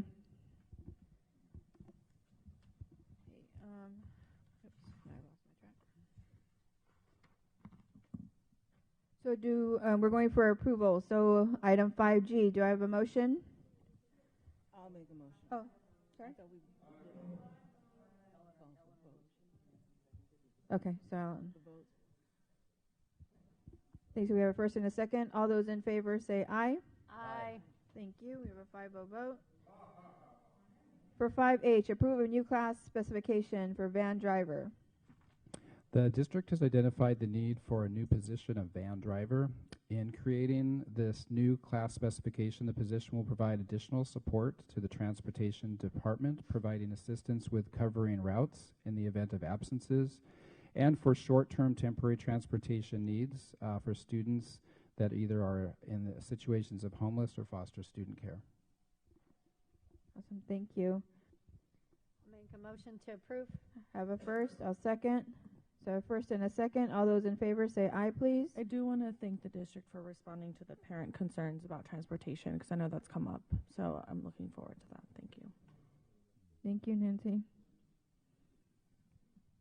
All those in favor say aye. Aye. Aye. Thank you. I have a 5-0 vote. Approval of new classification specification senior accountant. Staff presentation, please. The district has identified the need for the new position of senior accountant. In creating the new class specification, this position will provide additional support to the fiscal department with higher level of accounting knowledge and expertise. The position will provide training, guidance, and assistance to other staff in the department. Thank you. I'll make a motion for 5I. I'll second. I have a first and a second. All those in favor say aye. Aye. Thank you. I have a 5-0 vote. Item J, adoption of resolution number 31, 2022-23, Classified Employee Appreciation Week. Yes, for this item, we're looking for next month, May 21st through 27th, to be recognized as the important Classified Employee Appreciation Week. Thank you. We have public comment. Yes. Todd Madison.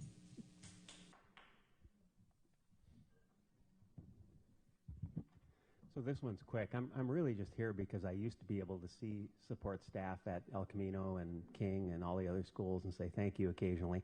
My youngest graduated last year, though, so I don't get that opportunity. So I'm really glad to see we're celebrating all the hard work the classified staff comes into. I know I'm supposed to speak to you guys, but I need to say thank you to any support staff that's out there because you guys do an awesome job. So thank you very much.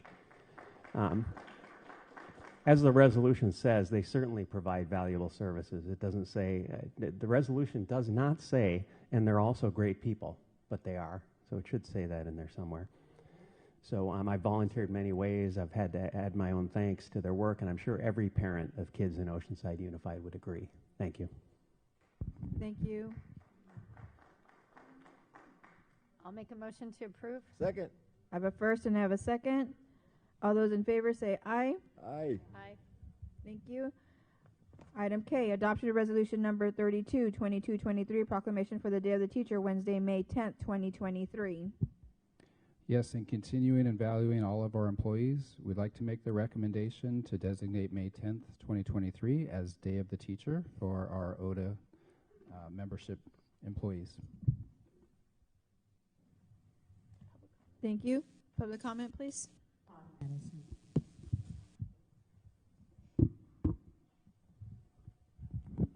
getting my steps in. So more good things here. I mean, teachers are awesome, as I said earlier.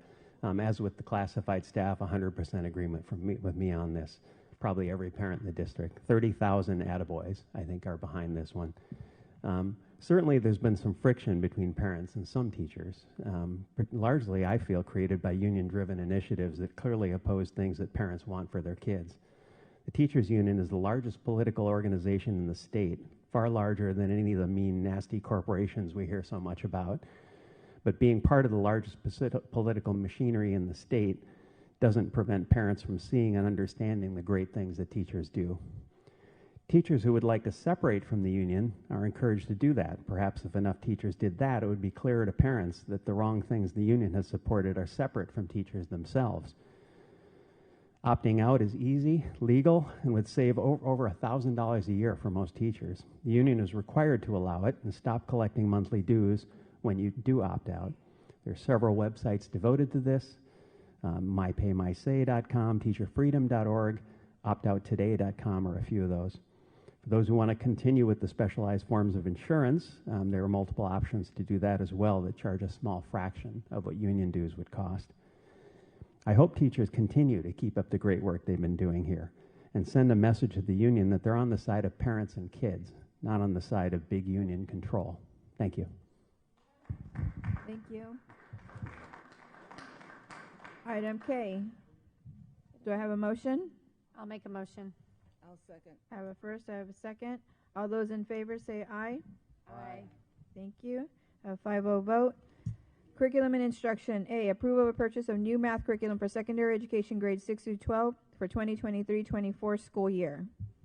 Yes, thank you, President Alvarez. Since March of 2021, for the last 2 years, we've worked with math teachers through the engagement of a curriculum adoption process.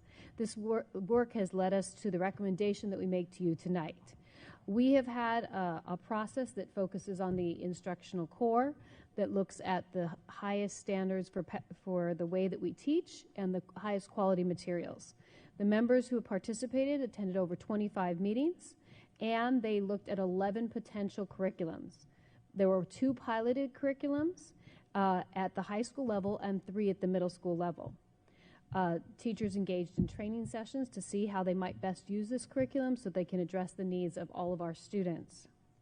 The teachers who piloted, along with the students who piloted the materials, were completed surveys to review the curriculum and allowed us to see what students thought of the curriculum and what teachers did.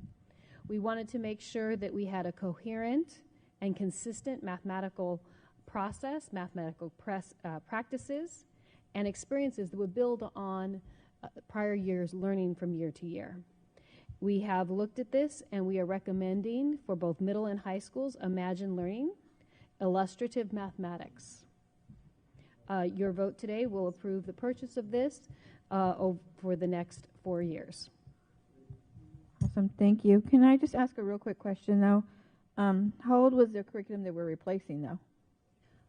In our district, we had been using something about 20 years. Wow. Okay. Very overdue. And there was a lot of variation in what was being used, which we believe is something we wanted to address. So we're going back to equity. Yes. Thank you. I love it. I love it. Thank you. For item 6A, I make a motion to approve. I'll second. I have a first and a second. All those in favor say aye. Aye. Aye. 6B, approval of purchase of Alex for secondary education grades 6 through 12 for the 2023-24 school year. Yes, this is an exciting opportunity for us to use an intuitive learning online platform that has been used by over 25 million students that is a supplement and support to the curriculum that we just adopted. This will allow students to have on-demand support and help parents and families as they navigate learning mathematics at home. Like it. Thank you. We have no things. We'll go for. Oh, we do have a speaker. Okay. Susan Custer.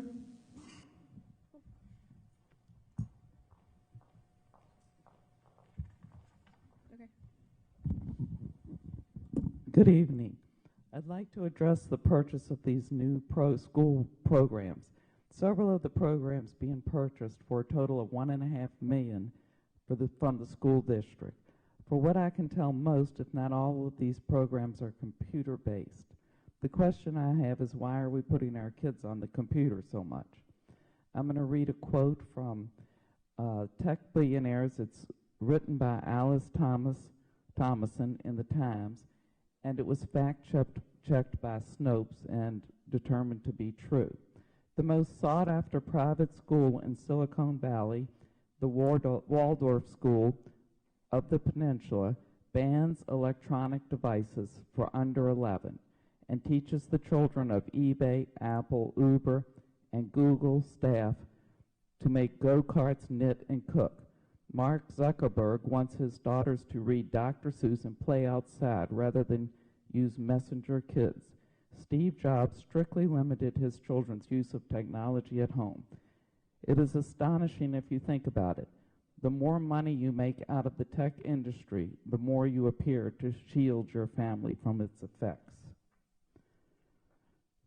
If the people that develop the technology do not think it's good for their kids, maybe it's time to reimagine methods used to teach in our local public schools.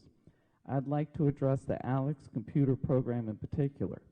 The program will be used for math in grades 6 through 12, and the cost for this is $281,000. I researched this program online specifically to read the reviews. From the website, sitejabber.com, I have the following quotes. ALEX has a rating of 1.3 stars from 1,732 reviews, indicating that most customers are generally dissatisfied with their purchase. Reviewers complaining about ALEX most frequently mention knowledge checks, math class, and high school problems. ALEX ranks 520th among tutor sites. Of the 1,732 reviews, only 64 were a 5-star, and 1,577 were a 1-star. Some of the comments are as follows. The program is absolutely awful. Only sets you back. The time wasted on 15 to 20 topics a day could have been used for studying for the test. It's terribly operated. Explanations assume prior knowledge, which makes them utterly useless. School-wide math progress has plummeted since using ALEX. I would like to suggest that you hold off on the purchase of this program and do further research for a better math curriculum, perhaps one that is not computer-based. Maybe consider the viewpoint of the tech billionaires.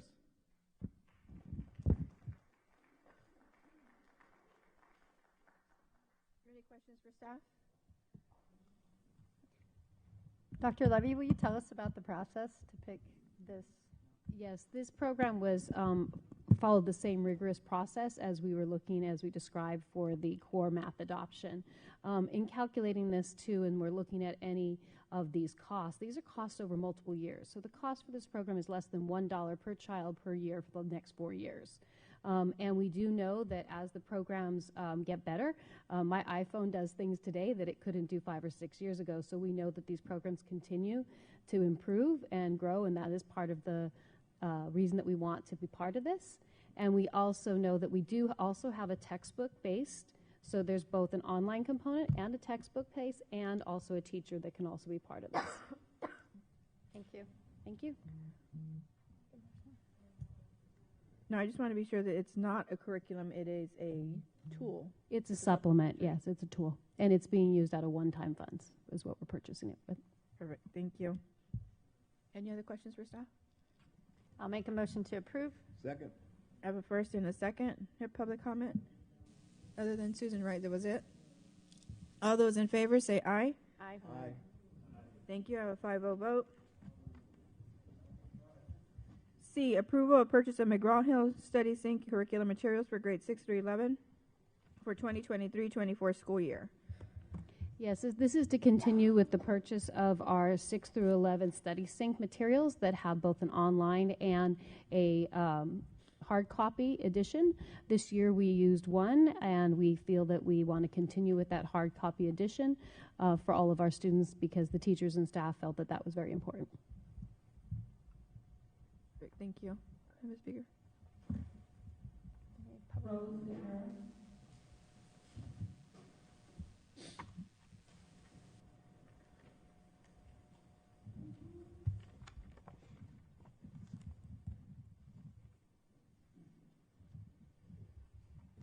So in 6C, I see that we're spending $2 million on new curriculum from McGraw-Hill Study for English Language Arts.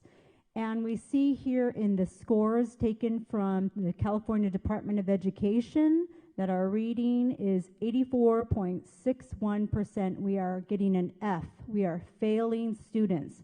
This school board is failing students. So I don't know how throwing $2 million is going to get our kids to be able to read basic reading skills. So, but I know that we do have a Department of Diversity, Equity, and Inclusion that we're spending a lot of money on that is not teaching our kids the basics. So I would like to know what this curriculum is and how I go about learning what is this curriculum. Is it racist? Does it have social emotional learning, diversity, equity, and inclusion? I know, Raquel, you mentioned equity. So I want to know all of this new math curriculum that you're bringing in. We'd love to see it as a community, as parents. So how do we go about reviewing all the new curriculum? Do we have an answer? I mean, what do I need to do? Kids go to school? My kids have all graduated from Oceanside schools. So we're currently using this adoption. So the reason I ask you is because if you had kids in our school, they would have the textbooks at home. This is just a different version of those textbooks. It's all been adopted and approved already. If you want to see a copy, you can make an appointment with ESS. Okay, and they'll great. have a copy there for you. Perfect, thank you. And she was the only one? And was she the only speaker? May I make a comment or discussion? As a classroom teacher, Get closer to your mic. As a classroom teacher, I've used McGraw-Hill. As a classroom teacher, I've used McGraw-Hill extensively and intensively. I really, really love it. You know, in terms.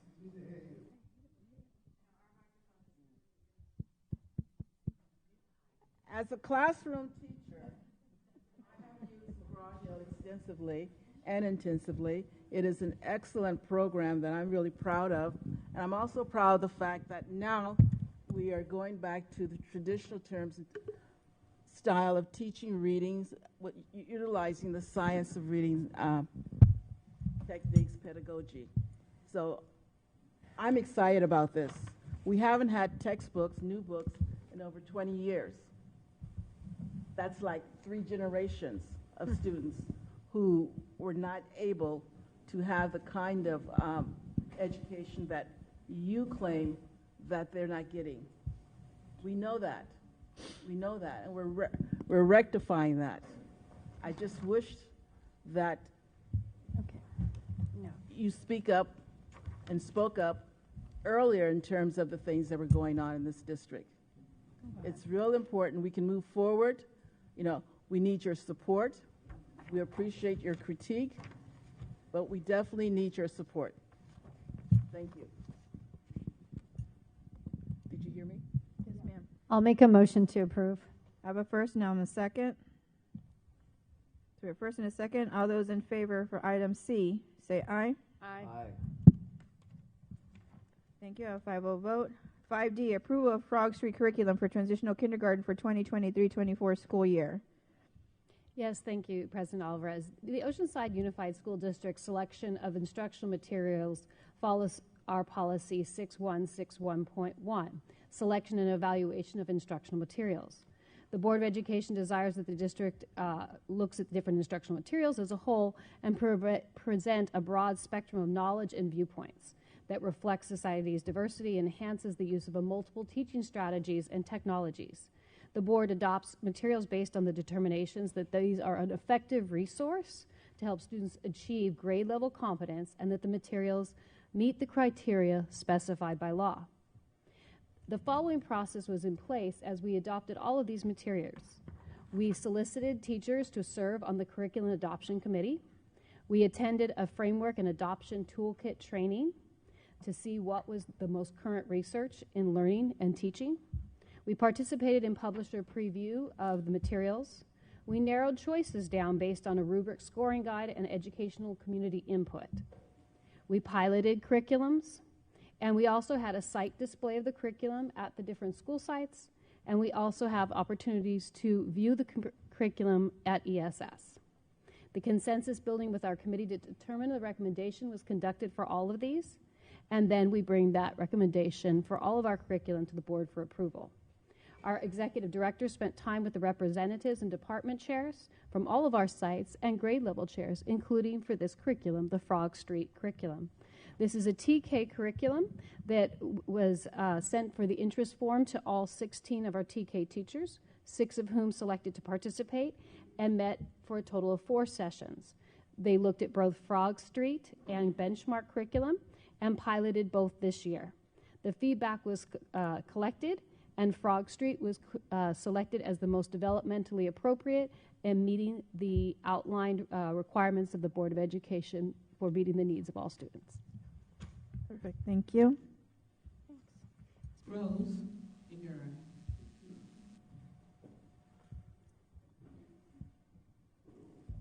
So I reviewed this transitional kindergarten curriculum, this frog curriculum, $174,000. I'm just wondering why it's so much. When I looked it up on Amazon, it was $4,600. And I would like to know what the social emotional learning aspect of it is, using conscious discipline. What is that all about?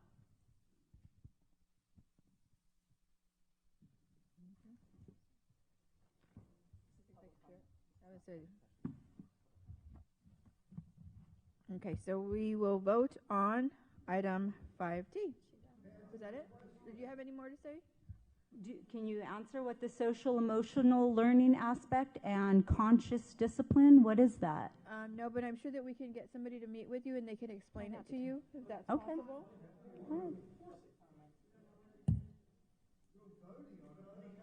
Through the chair. I love hecklers. Through the chair, we're not really allowed to respond to your question. However, we can direct you. You have 2 minutes. You're free to respond. You serve the community. The community voted you in to be a safeguard for the children and the families, so we would appreciate your transparency. Thank you so much, Eleanor. If you don't know the answer, you could just say, I don't know, I didn't review the curriculum, but we are going to vote 5-0 on it. I mean, Mike Blessing says it'll always be 5-0. Is that true? I mean, why do you guys vote if it's always 5-0, Mike? Isn't that why we have a board, so that you can vote and represent the members of the community, the children, the families, the people that voted for you? Okay, we're So we'd love an answer. If you don't have an answer, that's fine. You can say, I don't know. But you're free to respond at any time. You have your freedoms. Thank you.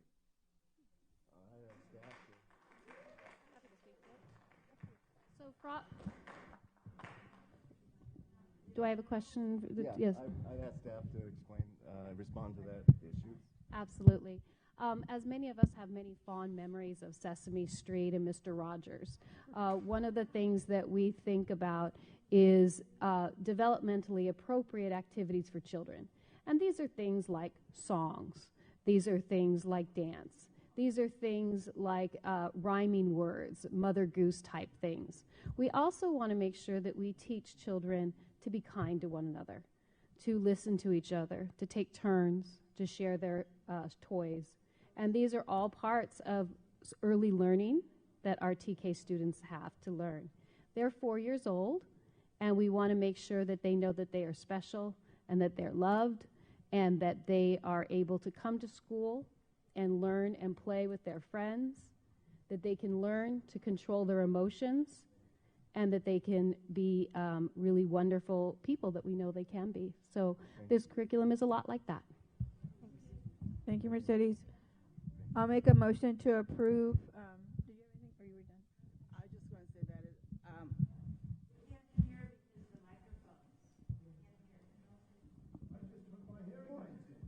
can you hear me now? If you would I can hear you. please listen to us when we try and speak to you, we'll try and get in the microphones better, okay? Thank you. I hear you. I hear you. Go ahead. We'll just, Eleanor, you have the floor. I have the floor. Thank you. All right, Frog Street, as Dr. Lovely said, it is kind of reminiscent in terms of Sesame Street. But what's neat about the program is that it's kid friendly. It's kid oriented. Okay, it's also available in English and Spanish and dual language program. So it's a phenomenal program, and it's fun. You know, reading is fundamental. And the first three words of fundamental is F-U-N, and the next two is funding. And we're able to get this program with the kind of funding we have been able to acquire. Okay, and the next part of fundamental, I used to tell my students, is mental. So it's a way to get them to appreciate and to develop both sides of their brains in terms of learning to read, learning to decipher, learning to be able to express themselves in a very positive manner. So I like Frog Street, to be honest with you. Thank you. Thank you. So I'll make a motion to approve item 5 or 6D. Second. I have a first and a second. All those in favor say aye. Aye. Aye. Thank you. I have a 5-0 vote. Approval of approval of purchase of Dell XPS desktops to update computer science lab for El Camino High School. Yes, approval of this item will use California Technical Incentive Grant, CTIG grant funds, to provide 35 new computers to El Camino High School for their cybersecurity and computer science programming. That's great. Thank you.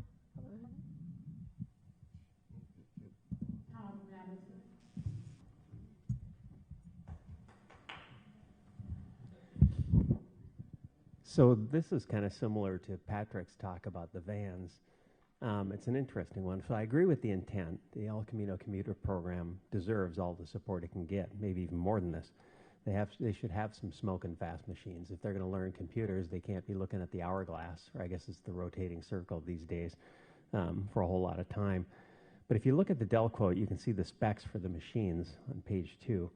Now, I used to work at Toshiba America in the department that actually put these quotes together for large corporations. We once put together 20,000 laptops that we had to remove the cameras on them before we shipped them because they didn't want cameras in them. So I'm pretty good at reading these quotes. These seem to be pretty much off-the-shelf machines. Nothing I can see in it is anything unique. I mean, it's even Windows 11 Home, not Pro. Not even an Office license. It specifically says there's no Office licenses in there. Not seeing any kind of form of specialized support in there in that quote either.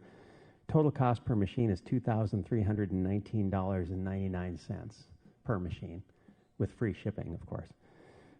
Now, if you should go on to Amazon, you can find this identical machine with, as far as I can tell, the exact same complement of hardware and software, except that it includes Windows 11 Pro, not Home, for $1,049.99. Free shipping there too, because I'm Prime. So normally when one buys a product in bulk, you get a discount. If you buy 35 count of something, you should get it for less than retail normally. So I don't know what's up with this. I don't know why we're paying $1,300 more per unit than we could simply buy them from Amazon. I'd be happy to put it on my account if you'd like. I can get reimbursed. But I'm sure if we went somewhere and offered to buy 35 of them, we could get the price down even farther. I just don't know if we're just spending money because we can, or if there's some reason here. If we bought them from Amazon, we'd likely have about $40,000 left over. I was on the EC Site Council for 4 years. We were never given a single chunk of money of $40,000 to spend on anything. That never happened. That was much larger than we ever got on anything. I remember spending $10,000 on library books once. It was the biggest thing we had. We could give every EC teacher a few $100s to spend in their classroom on discretionary supplies, so they wouldn't have to beg parents for paper towels and Post-its and things like that with that money. So I'm not quite getting it. I'm not quite understanding why we're paying over twice as much for these computers as you can buy them at retail and not giving that money to teachers to use for their kids. Thank you.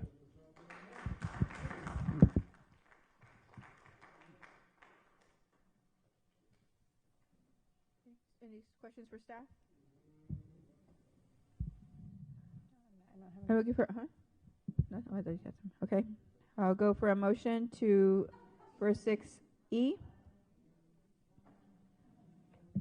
I'll make a motion to approve. Okay, I have a first and I'll second. So we have a first and a second. All those in favor say aye.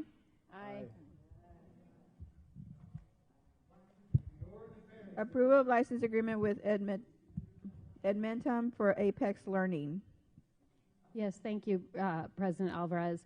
This item is to renew our licenses with the Apex and Edmentum courseware.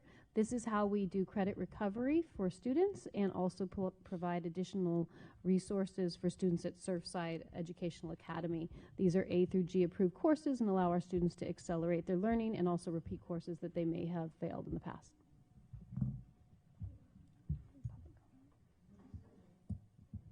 Public comment? None? Okay. So look for a motion for approval of license agreement with Edmonton for Apex Learning. I'll make a motion. Have a first. Second. Have a first and a second. All those in favor say aye. Aye. I have a Aye. comment. Oh, I'm sorry. I have a comment. Yes, ma'am. Yesterday, I had the opportunity to meet a parent whose child does go. Can't hear you, Eleanor. Talking to your mic.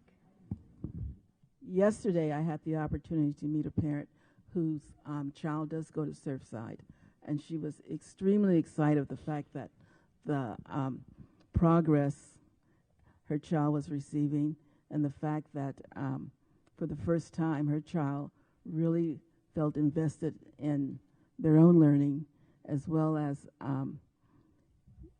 earning academic support and earning really good grades. So, yeah, I'm in favor of this. Awesome. Thank you. So we already called for a vote. We got 5-0. We did it. Approve expenditure plan for the arts, music, and instructional materials block grant. Did we vote?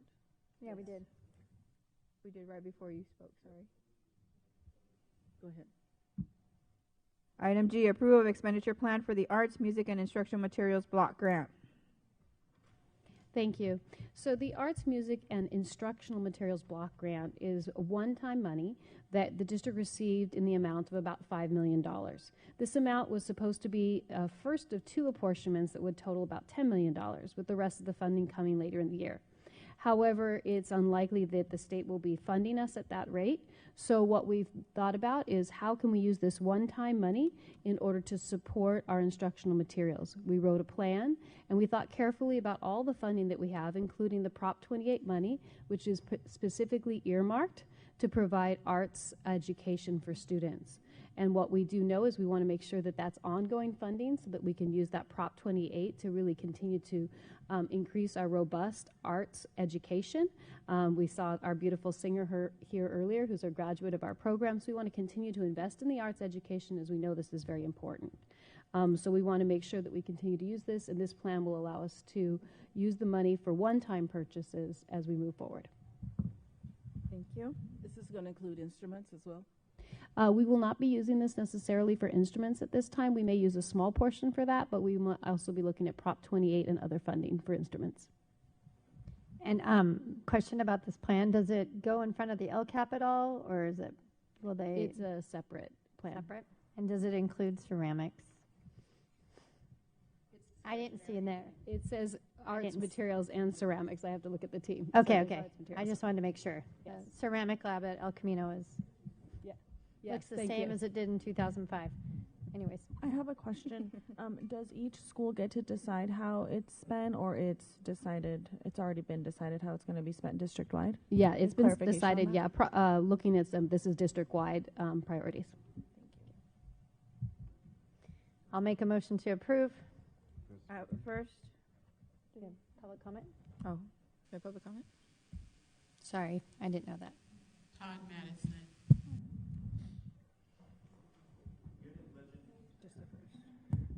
Another interesting one. So, $5 million. Wow, that's awesome. What a bonanza. The listing of it is arts, music, and instructional materials, but if you look at the listing that's on the board agenda, it's pretty much everything. It lists science, math, financial literacy, all kinds of stuff that you can spend this on. Hopefully we'll spend it on things that really improve the education of our kids. I like the arts focus. That's great. Prop 28, hopefully we'll fund some of that. But when it comes to other things, I remember having a conversation with Robert Ho at King several years ago. Robert's one of my favorite all-time science teachers. I studied physics at UCLA, so I'm kind of a science guy. So I've had some great science teachers for my kids, and he's one of them. But he told me this story about a huge battle that happened over funding for science supplies, not just for his class, but district-wide. I think I remember at, excuse me, I think I remember it as over something like $4 per student. It was some ridiculously small amount of money that he was fighting over. I thought it was crazy at the time. You know, I probably talked about it here the next time the district decided to give itself millions instead of funding science supplies. Hopefully it hasn't been an issue since then, and I don't know if any of this money could be used for that. But I love the fact that financial literacy is also spelled out, and I don't know what the wiggle room or gray area is here. It's a specific item listed on the potential for funding there. So financial literacy is something where I think our school systems fall down tremendously. There is really nothing out there where people get taken advantage more of these days than in financials. They're fairly complicated. People get taken for a ride all the time on them. It's incredibly complex, kind of like school budgeting. Anyone who's ever stood in front of the ticket window at SeaWorld and tried to figure out whether they're better off buying individual tickets, a family ticket, an annual pass. Do they want something that includes parking? How about discounts at the concessions? You know that financials are a very common way that large companies can take advantage of people. So I think we should be doing what we can to teach our kids at least some of the basics of that. So thank you very much. Thank you, Todd. Frazier.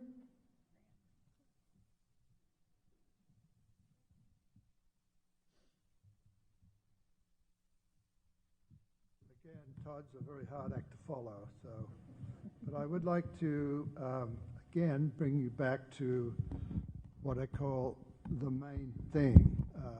As an institution, the main thing is what for your institution? What is the main thing? I'll tell you. It's educating the kids.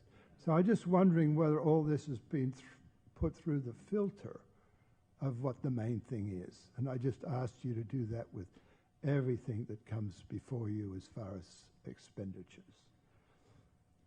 When I read the item, I was struck by the words instructional material.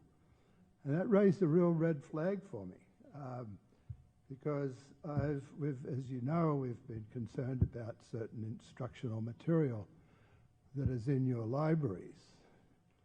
And in that, finally, we've listened to Superintendent Vitale about how to go about making the proper request for reconsideration of instructional materials. It took us a while to listen, so I apologize for that. But I think we are about to enter into that correct procedure. And that instructional materials recommendation, which I have one here, which will be handed out a little bit later, talks about we are challenging the content of use of instructional material. One of these instructional materials books in the library, and there are many sort of like it. But the one that sort of I've read myself from cover to cover, it's really like a comic book. And it's not really in good English either, by the way. But it's called Gender Queer. And the instructional material in Gender Queer for your children, our children now, includes graphics like this. Is this the type Mr. of- Frazier, is that I'm the so type of sorry. instructional material that you have approved? Obviously, yes, because you've approved this book. We're talking currently about the block grant That's what I'm itself. talking about, yes. I'm concerned that this block grant will include this type of pornography, as I believe it has in the past. That's the tie-in. And I want you to make sure that you look at every book that's going to be coming in this block grant if the block grant includes books as it has in the past. And this is how some of these books have snuck in here. And you guys refused to do anything about it until we went through this procedure. So whether this will do any good or not, I don't know. I think probably not.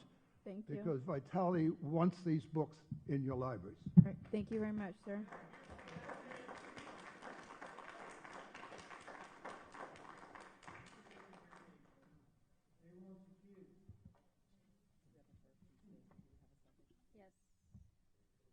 We had a first and I have a first. I second that Second. motion. Sorry, I didn't hear the second originally. So a first and a second. All those in favor for 6G, say aye. Aye. Aye. Thank you. 7, excuse me, 7, business. 7A, approval for the use of Proposition H bond for upcoming modernization project. Thank you, President Alvarez. The bidding and procurement process for the Pablo Talk modernization project has concluded. However, due to the escalation of materials and labor costs, the approved bid proposals are higher than the allocated budget. OUSD staff is recommending approval of an additional modernization allotment in the amount of $8,104,171.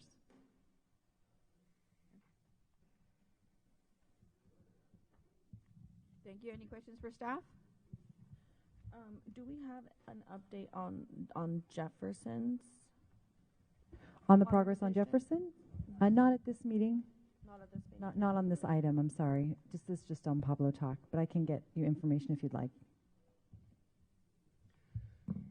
I'll make a motion to approve. Second. I have a first and I have a second. All those in favor say aye. Aye. Aye. 5-0. 7B, approve a resolution number 30, 2223, authorizing filing of a notice of exemption under a CEQA for the closure of Reynolds Elementary School. Thank you. As a result of the Reynolds closure, students will be moved to Fusat Elementary and Libby Elementary schools. The district has analyzed the project in accordance with the requirements of the California Environmental Quality Act, also known as CEQA, and has determined the project is exempt from CEQA because each receiving school will not increase the original student capacity by more than 25% or 10 classrooms. The district has not identified any other significant effect of the project on the environment or any exceptions to the categorical exemption. This resolution authorizes staff to file a notice of exemption from CEQA. Thank you. Public comment? Yes, we have 2, Rose Higuera and Sandra Martinez.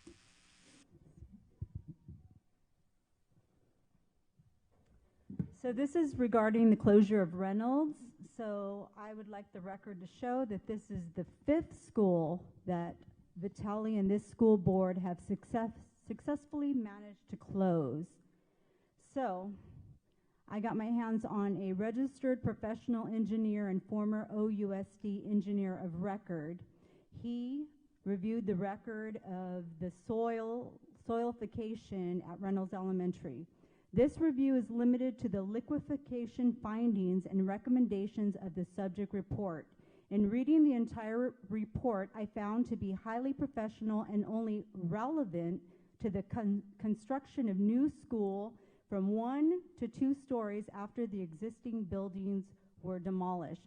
This study for the new structures concludes that if ground improvements are performed as recommended in the report, that structures can be supported on shallow spread footings with foundations bearing entirely on improved ground or compacted. Alternatively, deep foundations may be used to support the structures. In other words, it's not a 911 situation to build a new school at this site, but as we know, that is not the district's intent. The district appears to be intentionally conflating the liquefaction findings of the MTGL report to support the demolition of the existing structures and the sale of the property as the only reasonable option for this site. Are you listening, Dr. Vitelli, or are you guys doodling? I would appreciate it if you would look at people when they address you, Dr. Vitelli. Thank you. I would appreciate it if you'd stay on topic. This is about the CEQA. This is about the not closing of the school. This is about the closing of Reynolds. There may be other good rational reasons to abandon Reynolds, but without a professional risk analysis, it's a spurious argument to make the risk from liquefaction. So in other words, the school... Igara, I'm real quick. Let's get back on topic real quick. We're trying to get to the CEQA part of this, of your conversation, because but this is about the CEQA part of the Reynolds closure. So if it has something to do with this, then yes, you can speak on it. If it does not have anything to do with the CEQA part of this, then we will have to terminate this conversation at this time. Okay. For not a legitimate reason. That's a travesty, a complete travesty, Dr. We've had those conversations. We've all had discussions. We've had meetings. Probably because you want a $19 million new district office, and that's a shame.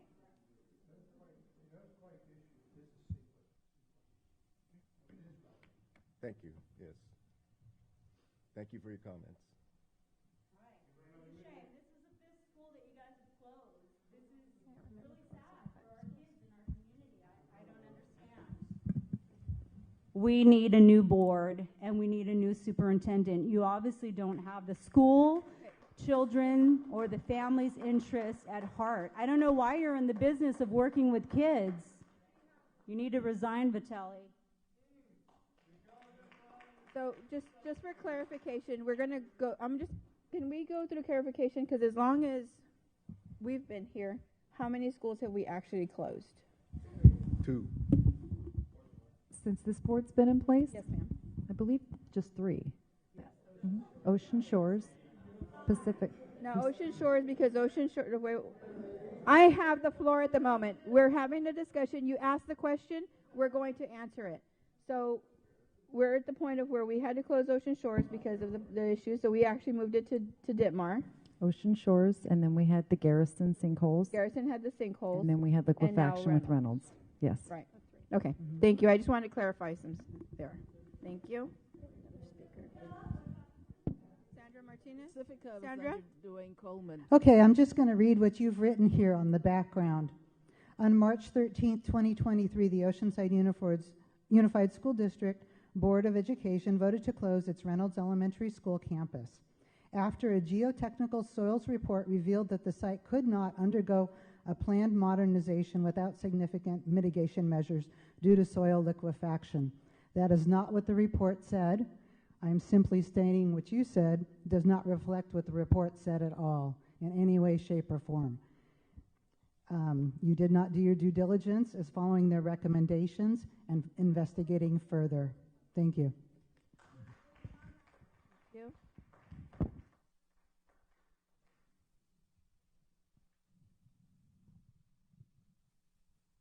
Item 7B, approve resolution number 30, 2022-23, authorizing filing of a notice of exemption under CEQA for the closure of Reynolds Elementary School. I'll make a motion to approve. I'll second. I have a first and a second. All those in favor say aye. Aye. I have a 5-0 vote. Approval 7C, approval of adoption for piggyback contracting, authorizing the purchase and delivery of 4 diesel buses and 1 electric bus. Thank you, President Alvarez. The mission of the Transportation Department is to ensure a safe and efficient transportation program for all eligible students. Transportation Department staff have identified several school buses that have outlived their usefulness or are in need of replacement. The district has reviewed its options for possible procurement of new necessary buses and has identified that the piggyback contract from South County Support Services is in the district's best interest. District transportation staff members are requesting the board's approval to purchase 4 new diesel buses and 1 electric bus from Creative Bus Sales in Chino, California via the piggyback. The buses will be financed and the applicable financing agreements will be brought before the board separately at the May 8th meeting. I have a question. I have a couple of questions. Regarding the electric bus, is this a new electric bus or one we already have? A new one. It'll be another one. Okay, is that under the grant that the state? It's going to be partially grant funded. The cost for 1 electric bus, including tax and fees, is $361,419, of which $198,000 of it will be funded from grant monies. Do we also have the charger station for that? We Is are that a working grant? with, thank you for asking that. We are working with San Diego Gas and Electric on installation of units over in our yard, and so that's underway as well. Okay, I know that CSBA is attempting right now to negotiate with SDG&E so that schools can have reduced rates, and that's one of the things that's coming up. Why are we buying diesel instead of regular gas? Isn't diesel more expensive now than regular gas buses? Why are we buying diesel instead of gas? Typically, we have either CNG, we have 1 electric bus, and then we have diesel buses. I can delve further into that with our department. I don't have on hand why it's the preferred method, but I can find that out for you. Thank you. I appreciate it. Okay.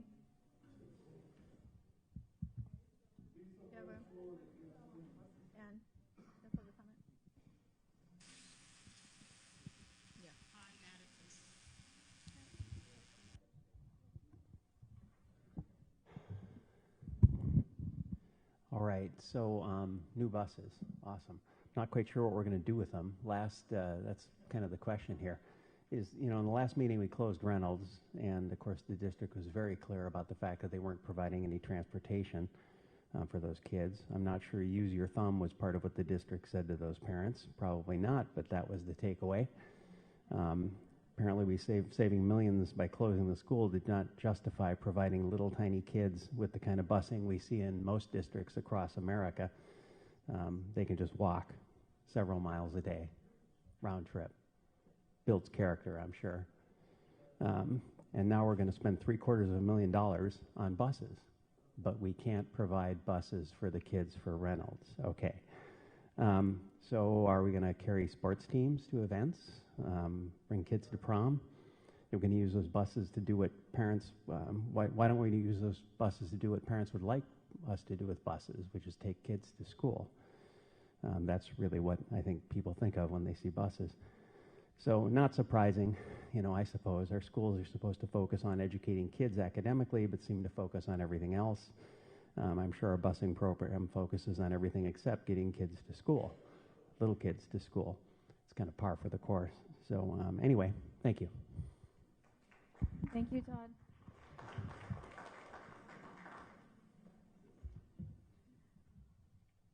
Item 7C, do I have a motion? I'll make a motion. I have a first, I'll second. So I have a first and a second. All those in favor say aye. Aye. Aye. I have a 5-0 vote.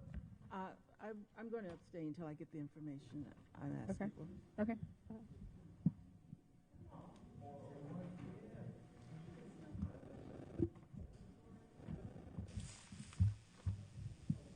We have no current public comments for policy development.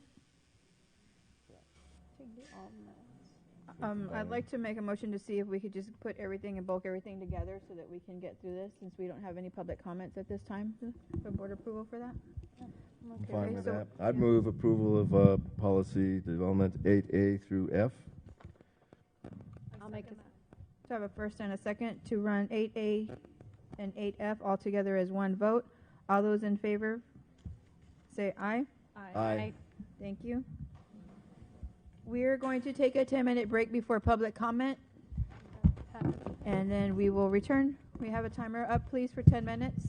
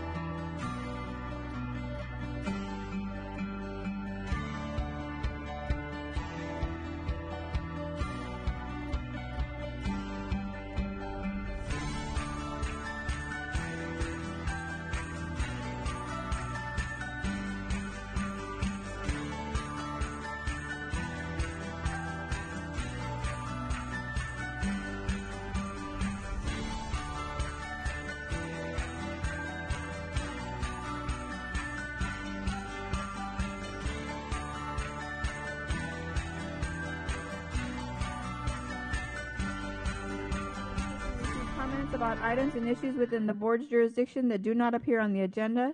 Generally, each person may speak for up to 3 minutes, but however, the time for public input may be limited to 20 minutes per item per topic. While total time per speaker for a given topic may be slightly reduced in certain circumstances, all persons wishing to address the board will have a meaningful opportunity to do so during this meeting.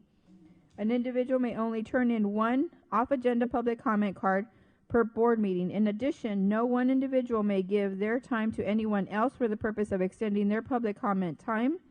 3, open meeting laws and fairness to other residents may have an interest in your topic prohibit the board from taking action or engaging or extended discussions of concerns.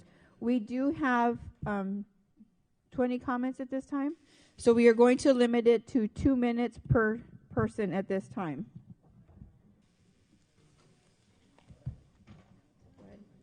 Our first 3 speakers will be Janae Harris, Adam Riojas, and Sarah St. John.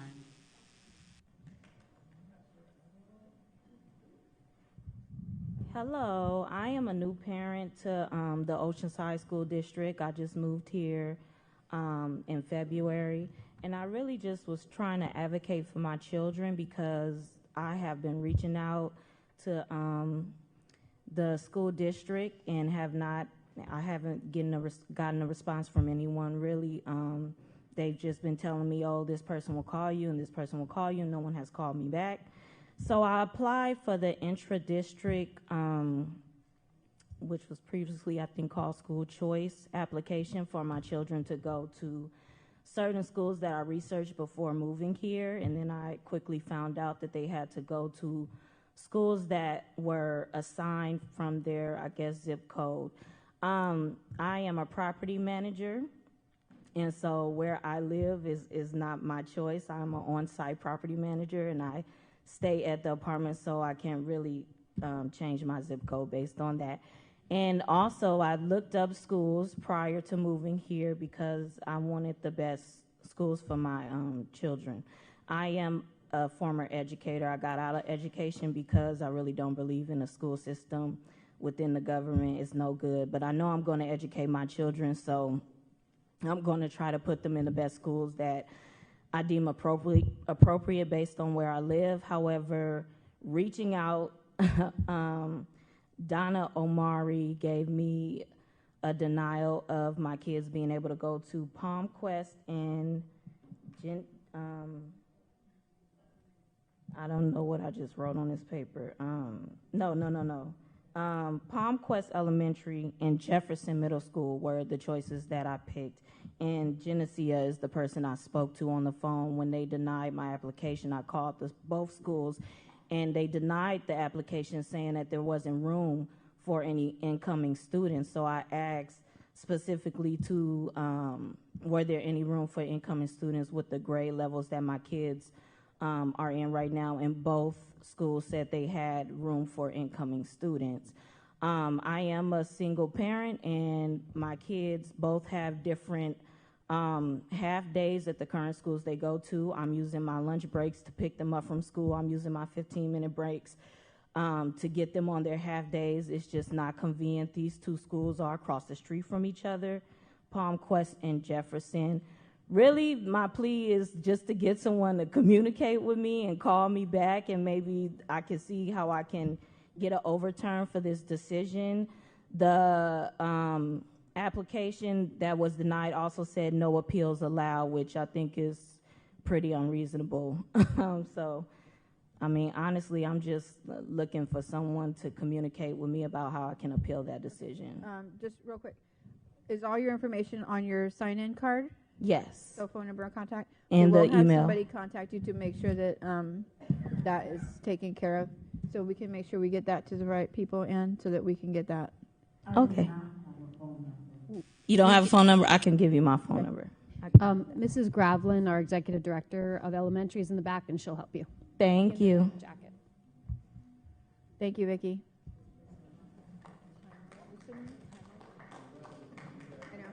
Can we set the timer up, please?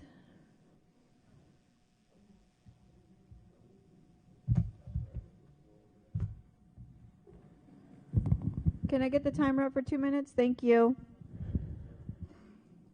Thank you. Hi, my name is Adam Riojas. Happy birthday, Raquel. You know, I'm grieved by how our money's being spent, how our education's being taught.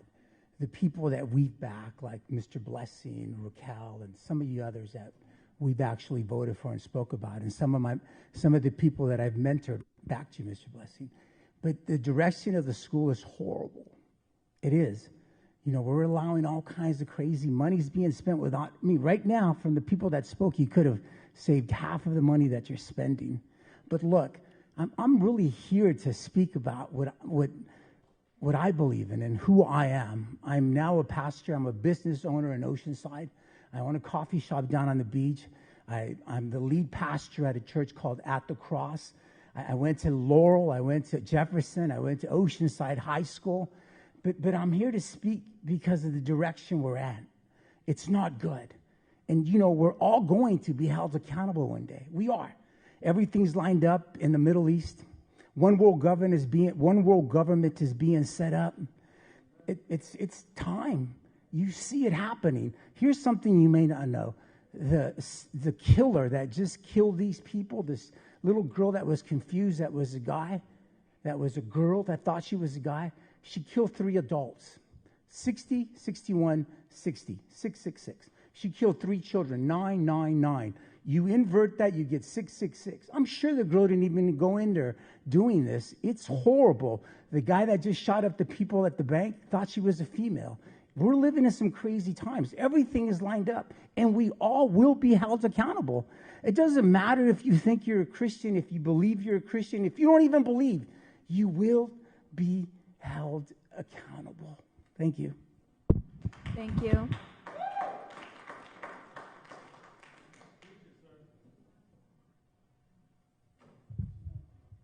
Good evening. My name is Sarah St. John. Sorry.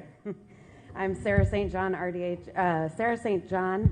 Yeah, perfect. Thank you. Sarah St. John, RDHAP, school-based dental sealant program. I've been in contact with some of you through email. I wanted to explain some more about my program. A school-based dental sealant program is a public health intervention that provides students with access to care issues a mobile and convenient option. Providing these services in school during school hours. It is free to the school district, students, and their families. Paid for through Medi-Cal reimbursements and grant funding. Sorry. The schools nor the families will be billed for these services.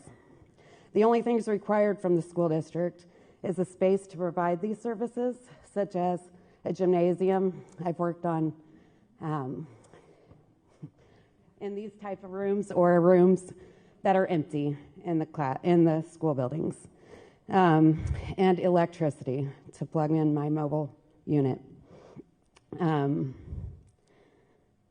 as well as distributing my consent forms to the families and returning them to myself. I have been in practice since 2019 as an RDHAP, which is a registered dental hygienist in alternative practice, where I can go out and meet the needs of people in the community that do not have access to care.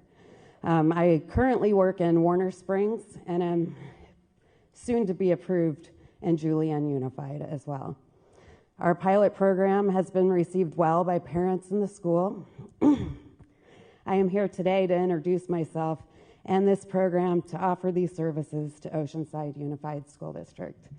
I have brought some of my information so you guys can go through that at a later time. I have some statistics, but I've run out of time. So if you would like my information, I can give that to you and you can contact me at a later date. Thank you. I appreciate your time. Thank you. Our next 3 speakers will be Louise Uradell, Rose, and Patrick Higuera.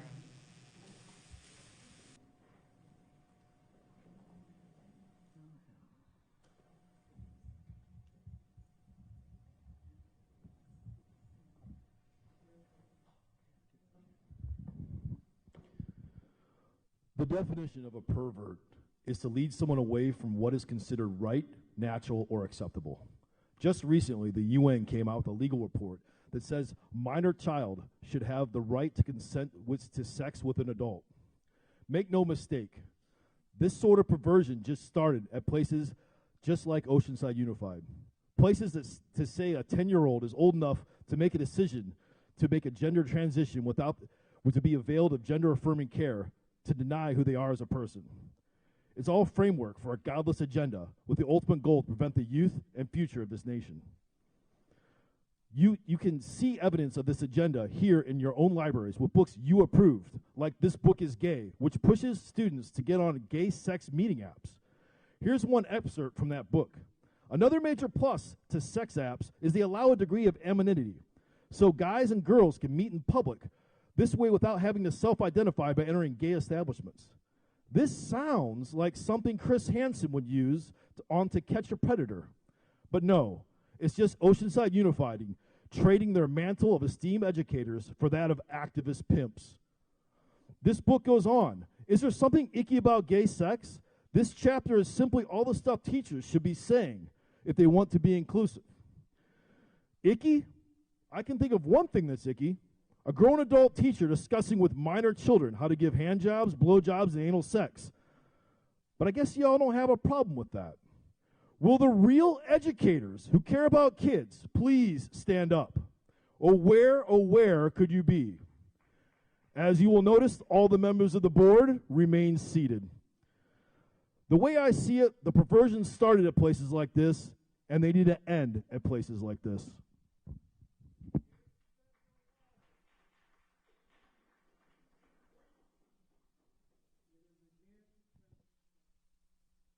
Proverbs 28:2 says, "When there is moral rot within a nation, its government topples easily, but wise and knowledgeable leaders bring stability." A wicked ruler is as dangerous to the poor as a roaring lion or attacking bear. And Proverbs 29:2, "When the godly are in authority, the people rejoice, but when the wicked are in power, they groan." Vitala, you're using minors. You use the El Camino newscasters to spread falsehoods. I noticed that you used a little clip of me on your little news channel to turn around what we're trying to do. We are not trying to take anything away from the LGBT community. We love those kids. We are trying to take inappropriate materials out of the hands of minors, and why you would want those in the schools is beyond me. You're using propaganda as a way to perpetuate lies that porn and sexualization, dehumanization is good for kids. You're using weaponization of kids, teachers, librarians, teachers' unions, the news, and Facebook, you too, Jordy, to stir up hate, bigotry, allies, using language to incite political activism against those who stand for truth, justice, innocence, education, the Constitution, marriage, and family values. You use all forms and tactics of bullying and intimidation and weaponization tactics, Vitelli, to silence parents like me and those who challenge your narrative. Because we disagree with your argument, does that mean we hate you? Your disagreement of my values, does that mean that you hate me? Your truth and your reality phobic. And that's a shame to have you as a leader of our kids. Next person, please.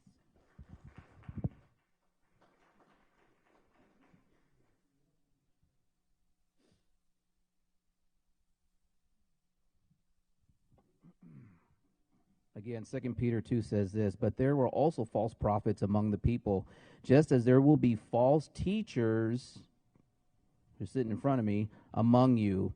They will secretly introduce destructive heresies, even denying the sovereign Lord who bought them, bringing swift destruction on themselves. If God condemned the cities of Sodom and Gomorrah by burning them to ashes and made them as an example of what is going to be happening to the ungodly, then the Lord knows how to rescue the godly from trials and to hold the unrighteous for punishment on the day of judgment. This is especially true of those who follow the corrupt desires of their flesh and despise authority. It's like, what do you guys believe in? What do you really believe in? Do you believe in, maybe you put your trust in money? Maybe you put your trust in your education. What is your truth? Is it money? Is it your lifestyle? What is your truth? It says, Romans 14:11 says, "As I live, says the Lord, every knee shall bow to me, and every tongue shall confess that Jesus is Lord." John 14:6 says this. So what's your truth?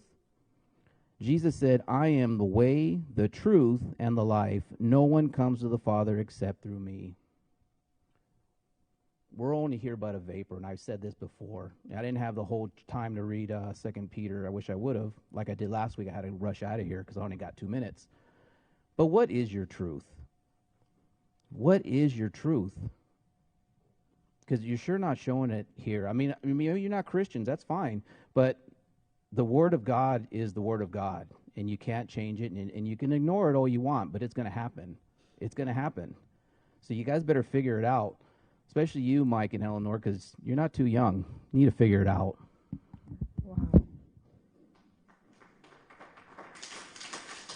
Next 3 speakers, Mary Anthony, Patty Kay, and Sandra Martinez.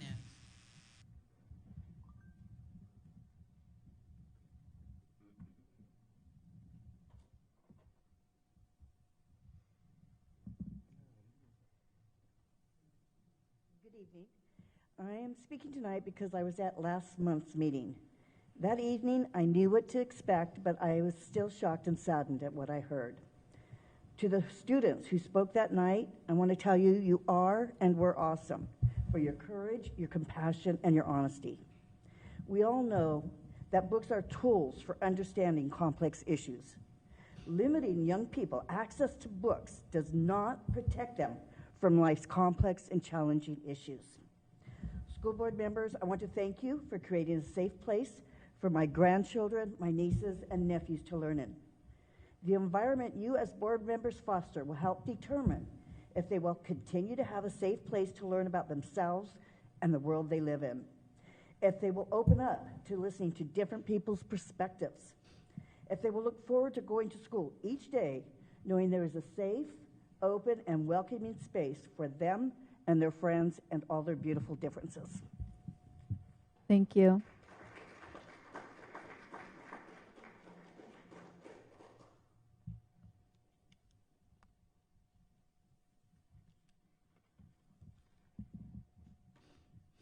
Last month, each of the board members received a pamphlet of different books that we are trying to get removed out of the library because they are inappropriate for the students. How many of you went home and read them to your children or your grandchildren? Nobody? Okay, well, I can understand why, because it's probably the pornographic pictures, the graphic pictures that were there, and yet you allow them in the school libraries for those children, but not yours. Is that correct? Relative to this is a discussion that you had in closed session today. On the agenda was a possible litigation saying that social media is addictive for the students. If I were the opposing attorney, I would say to you school board members, what have you done to break this cycle when you have the students 6 or 7 hours a day? Before Coronado and Oceanside districts spend the taxpayers' money again, what are they doing in the classrooms? Let's do things locally here. Or are you doing anything? How much are the legal fees that are projected for this? How much of it is going to be used for attorneys rather than in the classroom from the taxpayers' money? 3, are you saying that social media is the cause of failing grades? Is the social media, are you blaming for these failing grades? In science, when we are trying to prove a theory, we have to consider all the variables. Are you eliminating the variables and to prove your theory that it's social media? Are you eliminating the cell phones in the class? I don't think so. Are you asking parental cooperation? Thank you. With limiting Thank you, Patty. social media? Thank you.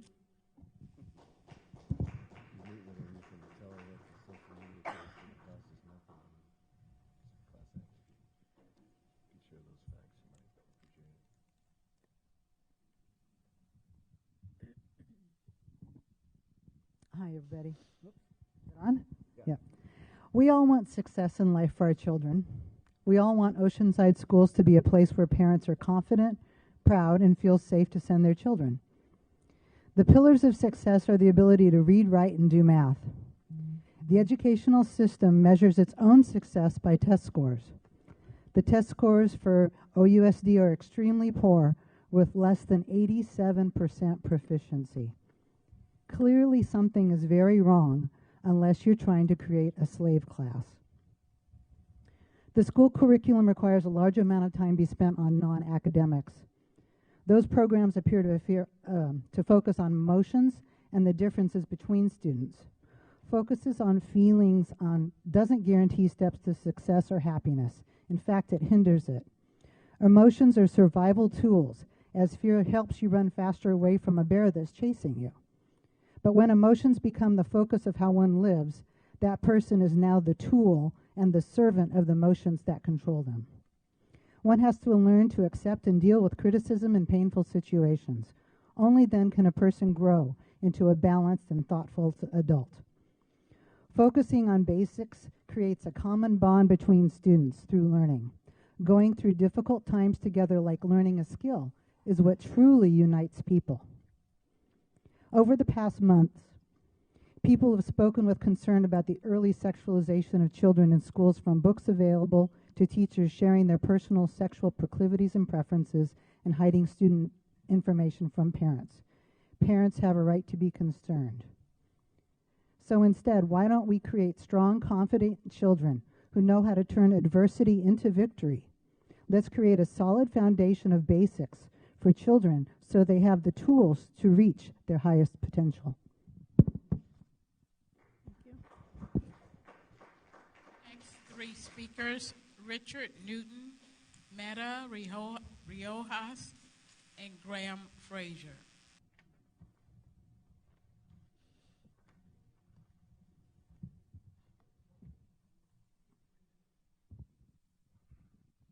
I'd like to begin by first thanking you for showing the first speaker who spoke the courtesy of going over 2 minutes. You didn't cut her off at 2 minutes and 1 second. I notice, though, that seems to be contingent upon whether or not you are sympathetic to the speaker. It's ironic, given that you stress equity as being a value, that you act like petty tyrants and cut people off if you don't agree with them. A few thoughts on what was said tonight. If you want to increase test scores, why not make teachers' raises contingent upon improved performance of students? Radical concept. Don't give them raises automatically. Do you ever stop to consider an item and maybe vote it down and then do it right later?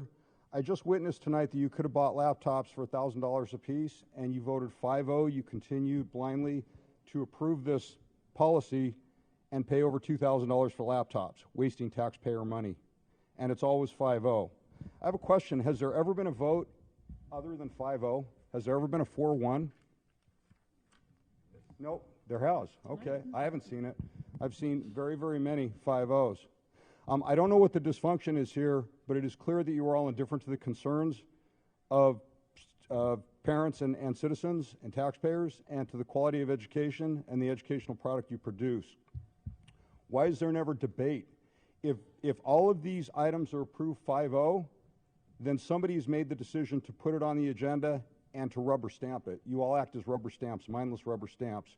Why is there never discussion among you in public? For example, the laptops. Why didn't any of you say, you know what, let's pause on this item, maybe we can save the taxpayers money? That's pretty pathetic. It really is. It's truly a shame, and a glaring example of the arrogant and indifferent bureaucrats at work.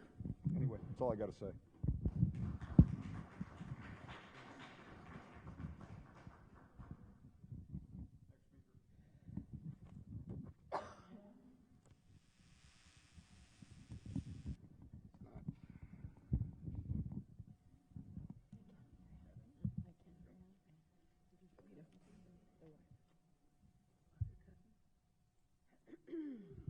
Okay.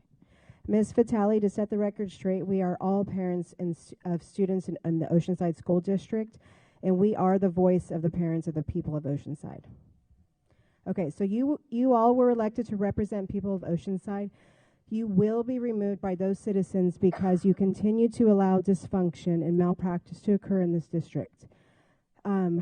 Earlier, it was said that you basically have two fiduciary duties, is to make sure a school district remains solvent and to ensure children are learning and not falling behind.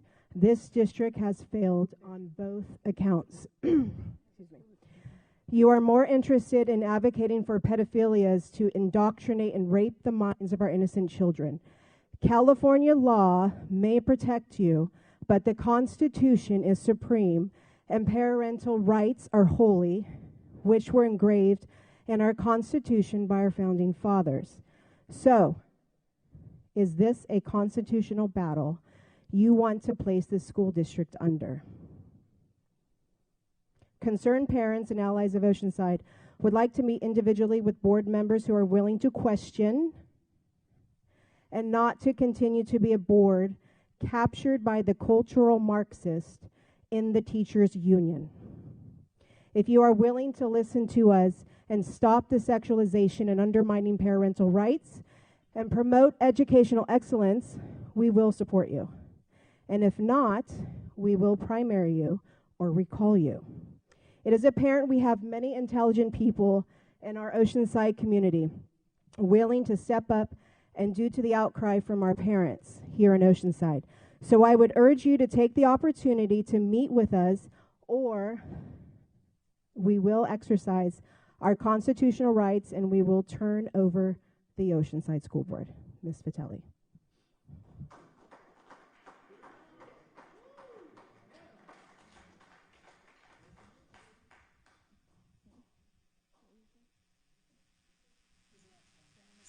Graham Frazier. To their church, they don't have kids here. They have a school in their church. We should put these meetings on a bit early so us old guys can, not fall asleep. You gotta hold it. I think you have to hold or get closer to it. Okay, can you hear me now? Yes, sir. Okay. I'm going to take G first, legal counsel. The fact that this was under the closed session, I can understand when the board is being, or the district's being sued coming from the outside, but my understanding that this particular one is the district is actually suing some of the media. Is that correct? So I was wondering why this, at least the initial part of this, this is again cost to the district. I'm not saying this is, it's a good thing. I think that's being, there's pushback against the social media, but is it the job of the school district to do it? Again, I'll get back to what the main thing is. It seems to me there's no opportunity is missed to sort of go down a sidetrack that's not related to the main thing, which is educating kids. Now, if you feel this is a critical thing in educating kids, why don't you just stick to the basics? I just think this should have been on the agenda and an assignment of funds for this, because this, I don't know how much it's going to cost. Is this costing any money, or is this all free? Nothing. Well, that's wonderful. Well, if you're getting this for free, I say I applaud you. Okay, thank you. The other one was expulsion of students. And I'm aware of the directives for restorative justice and community, getting the kids not being expelled, and I think, there's great merit in that. However, on the other side, I'm thinking, gee, if you keep the... Sorry, Mr. Graham, you're out of time. I'm out of time? Point. Yes, all right. sir. Thank you. Thank you. Ann Frazier, Sue LeClaire, and Angelica Perez.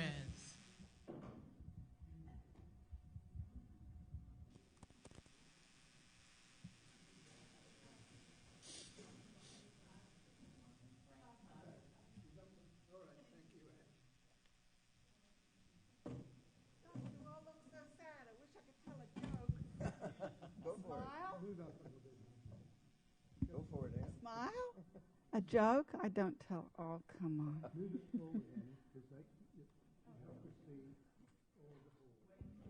Okay. Thanks. I'm here tonight. Hold it up close to your mouth. I'm here tonight because I'd like to meet with Miss Alvarez. I've been trying to no avail. I've been told that my husband is one of the reasons why, Professor Fraser. I'm married to him 57 years. I'm not about to give that up. I put up with that for 57 years. I can't give up on that. I've been told I sit with people from my church, parishioners. I'm one of them. I'm an individual. I'm an individual. I want to meet with my representative. Okay? That's all I want.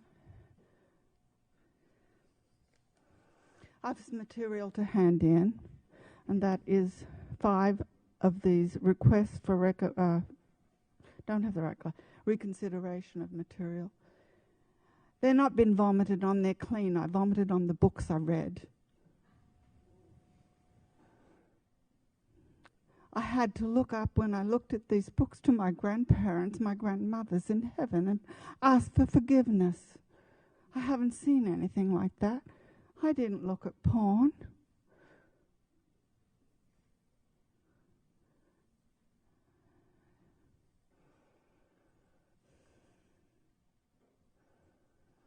God bless the children of the United States, of the Unified School District in Oceanside, and God bless all of you. I pray for you. I do.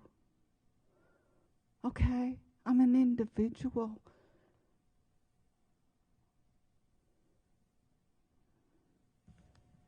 These books are just, they're not good. I want to meet with you, please, my representatives. Okay. Well, we'll talk after, but your time is unfortunately up at this time. I can't hear you. Your time is up, but we will speak after the meeting shortly. Okay, thank you. Thank you very much. Smile. Come on.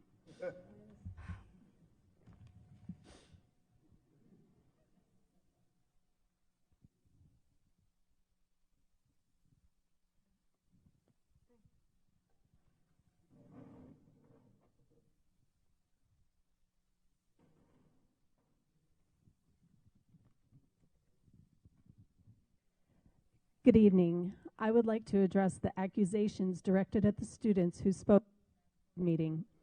They were accused of not thinking for themselves and just parroting what their teacher said.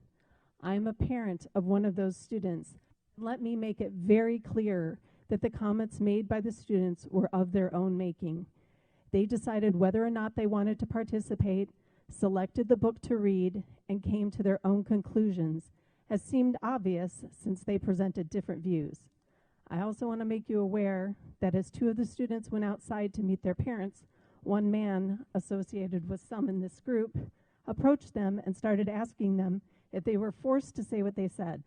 The students were confused, but told the man that no, it was their choice. He said he didn't believe them. Let me say how inappropriate I think it was for a grown man to approach some students when they were alone and accuse them of lying. People here say they want to protect the students, yet they tried to intimidate them and create a conspiracy theory about teachers forcing students to say things at a board meeting. Other people approach the students under the pretense of thanking them, but then accuse them of supporting criminals and communists. These adults should be ashamed of themselves. I am proud of all the students who spoke and thank them again for their well-articulated arguments. I also want to say that if people here are really concerned about student safety, they should know that gun violence is now the #1 cause of death of children in the U.S., as made glaringly clear in the most recent school shooting. I believe the school district should promote safe storage of guns in students' homes. Every year, approximately 350 children gain access to a gun and unintentionally shoot themselves or someone else. Over 700 teens die by gun suicide every year. Safe storage could prevent these deaths. The proliferation of guns is a crisis in our country, and I hope that we can work together to reduce the impact of gun violence on our students. Thank you. Thank you.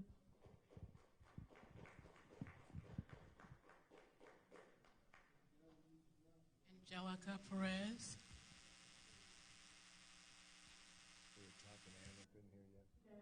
Excuse me. Jasmine Gayton. Yeah, Jasmine and who else? I'm sorry. And it was Jasmine and who? I'm sorry. Susan Custer and Allison Minion.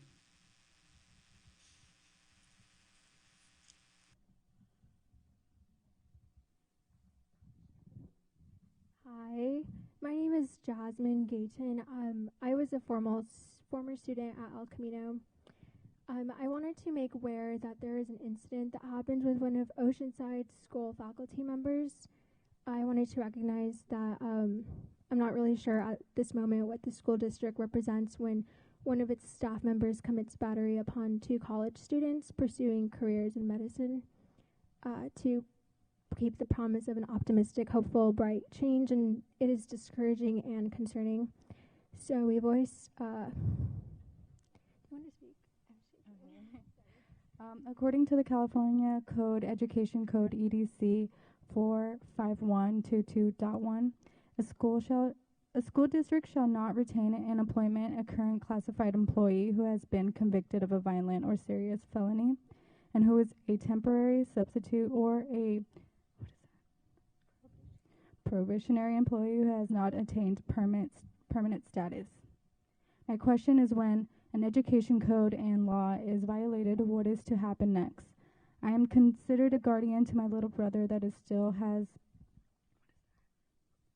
middle school and high school to go through. I would be doubtful to continue to see someone such as herself, a member of the school district with a promise to act accordingly and teach accordingly may be continued to oversee kids after assaulting with battery to college kids. I know that the school board is committed to the safety of all students. Therefore, I'm hopeful that something is done to protect the future conduct of students who may be taught or overseen by this staff member, which I'm going to keep confidential. I do have some documents to support the evidence and would like to present this if I can. Good. We'll give it to Samantha.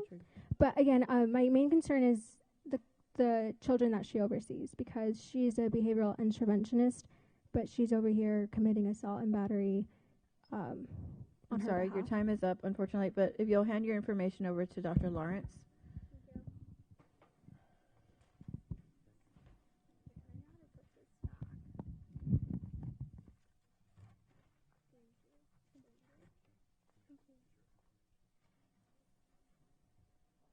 Susan Custer.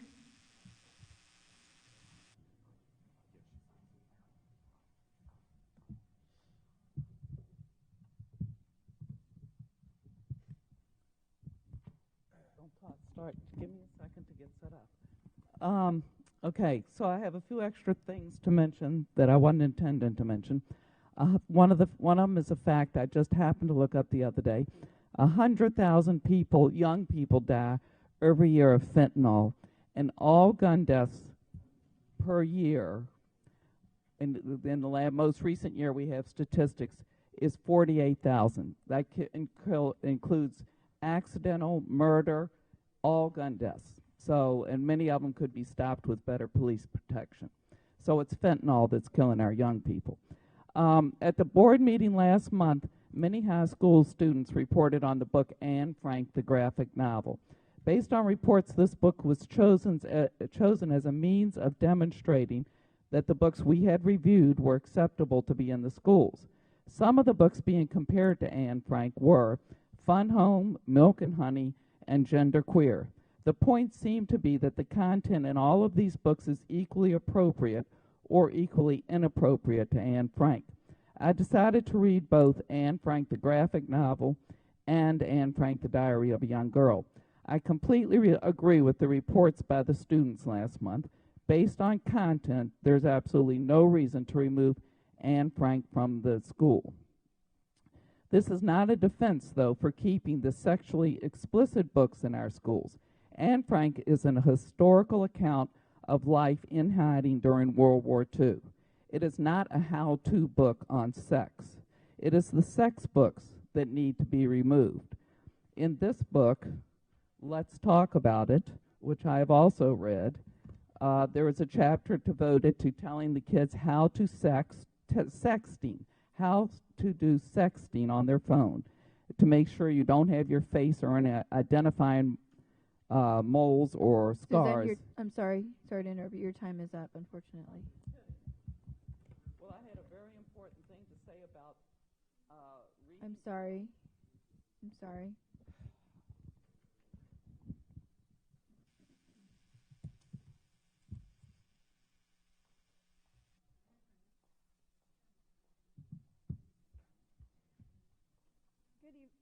Good evening. I wanted to bring to the attention to families at home of a book that was read at South O to my child's 4th grade class by their activist librarian, Miss Savadni, who I have also seen attend the school board meetings in support of these explicit books in our school libraries. And so this is the book here. It's I Didn't Stand Up. The book is by Lucy Falcone, and I'll read a couple excerpts from this. First, they went after Jamal, but I'm not black, so I didn't stand up for him. Then they went after Cheyenne, but my clothes aren't hand-me-downs, so I didn't stand up for her. Then they went after Jason, but I'm not gay, so I didn't stand up for him. Then they went after Alexis. She used to be Alex, but everyone knows my gender, so I didn't stand up for her. The author also states on her website, when you are black or a geek or poor or Muslim or transgender or anything different from the norm, you are a target for bullying. I was told just how uncomfortable most of those children were when this book was read. This book says it's teaching about anti-bullying when what it's really teaching is racial division, targeting economically challenged, and gender identity. So why? Why 9-year-olds, 10-year-olds need to be questioning themselves and their peers? Children do not see color. They do not see socioeconomic status or gender identity. The librarian made a wrong judgment in reading this book. It is not about anti-bullying. Let our children be children. This is terrible. And leave the sex talks up to families at home. Thank you. Matt Val and Jacqueline Fisher.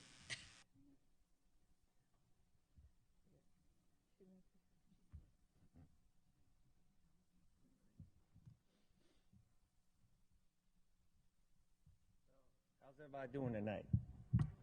So, if we want to talk about guns, I'm just going to be fair. You should know what you're talking about before you bring it up.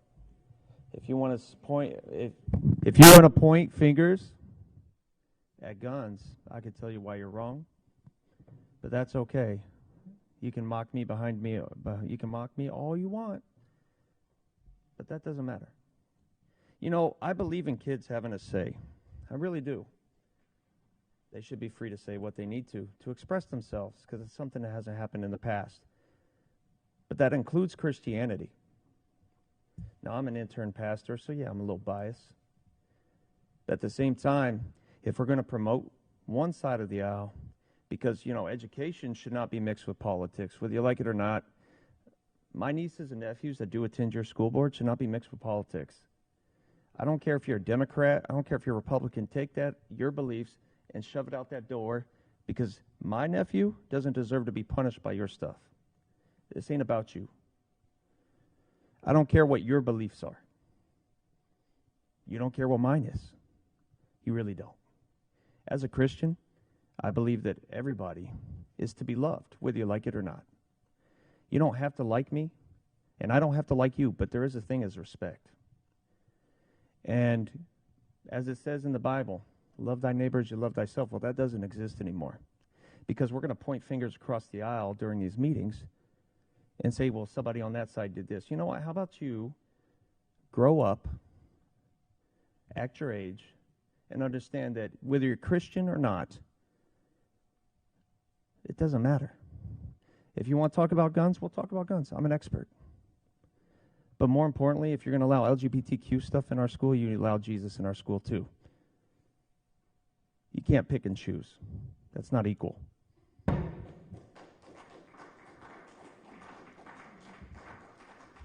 David.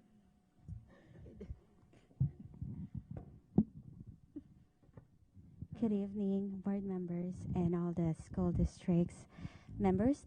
I am here this evening to speak about the issues my family experiencing with your district's special education policies.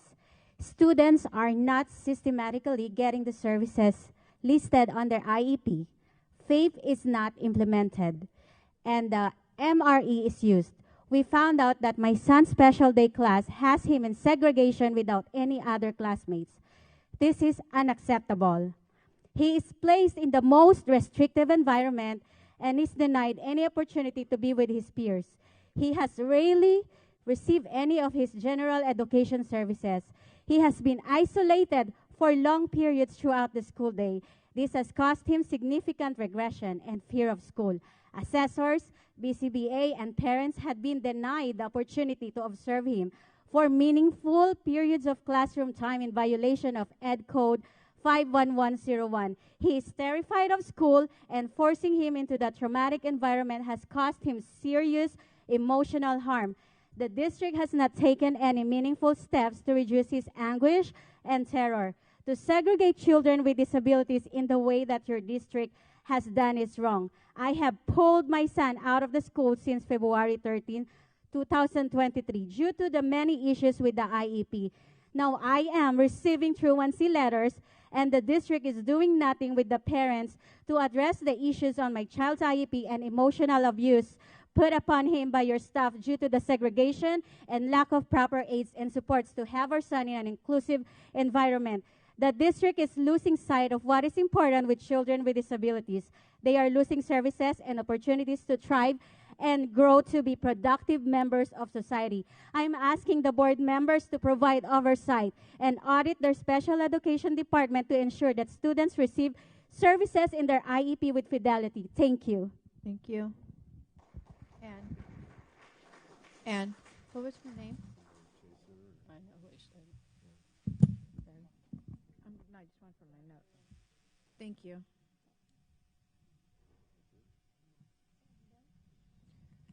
Is that our last one? No? Who's last? Okay. Just want to make sure.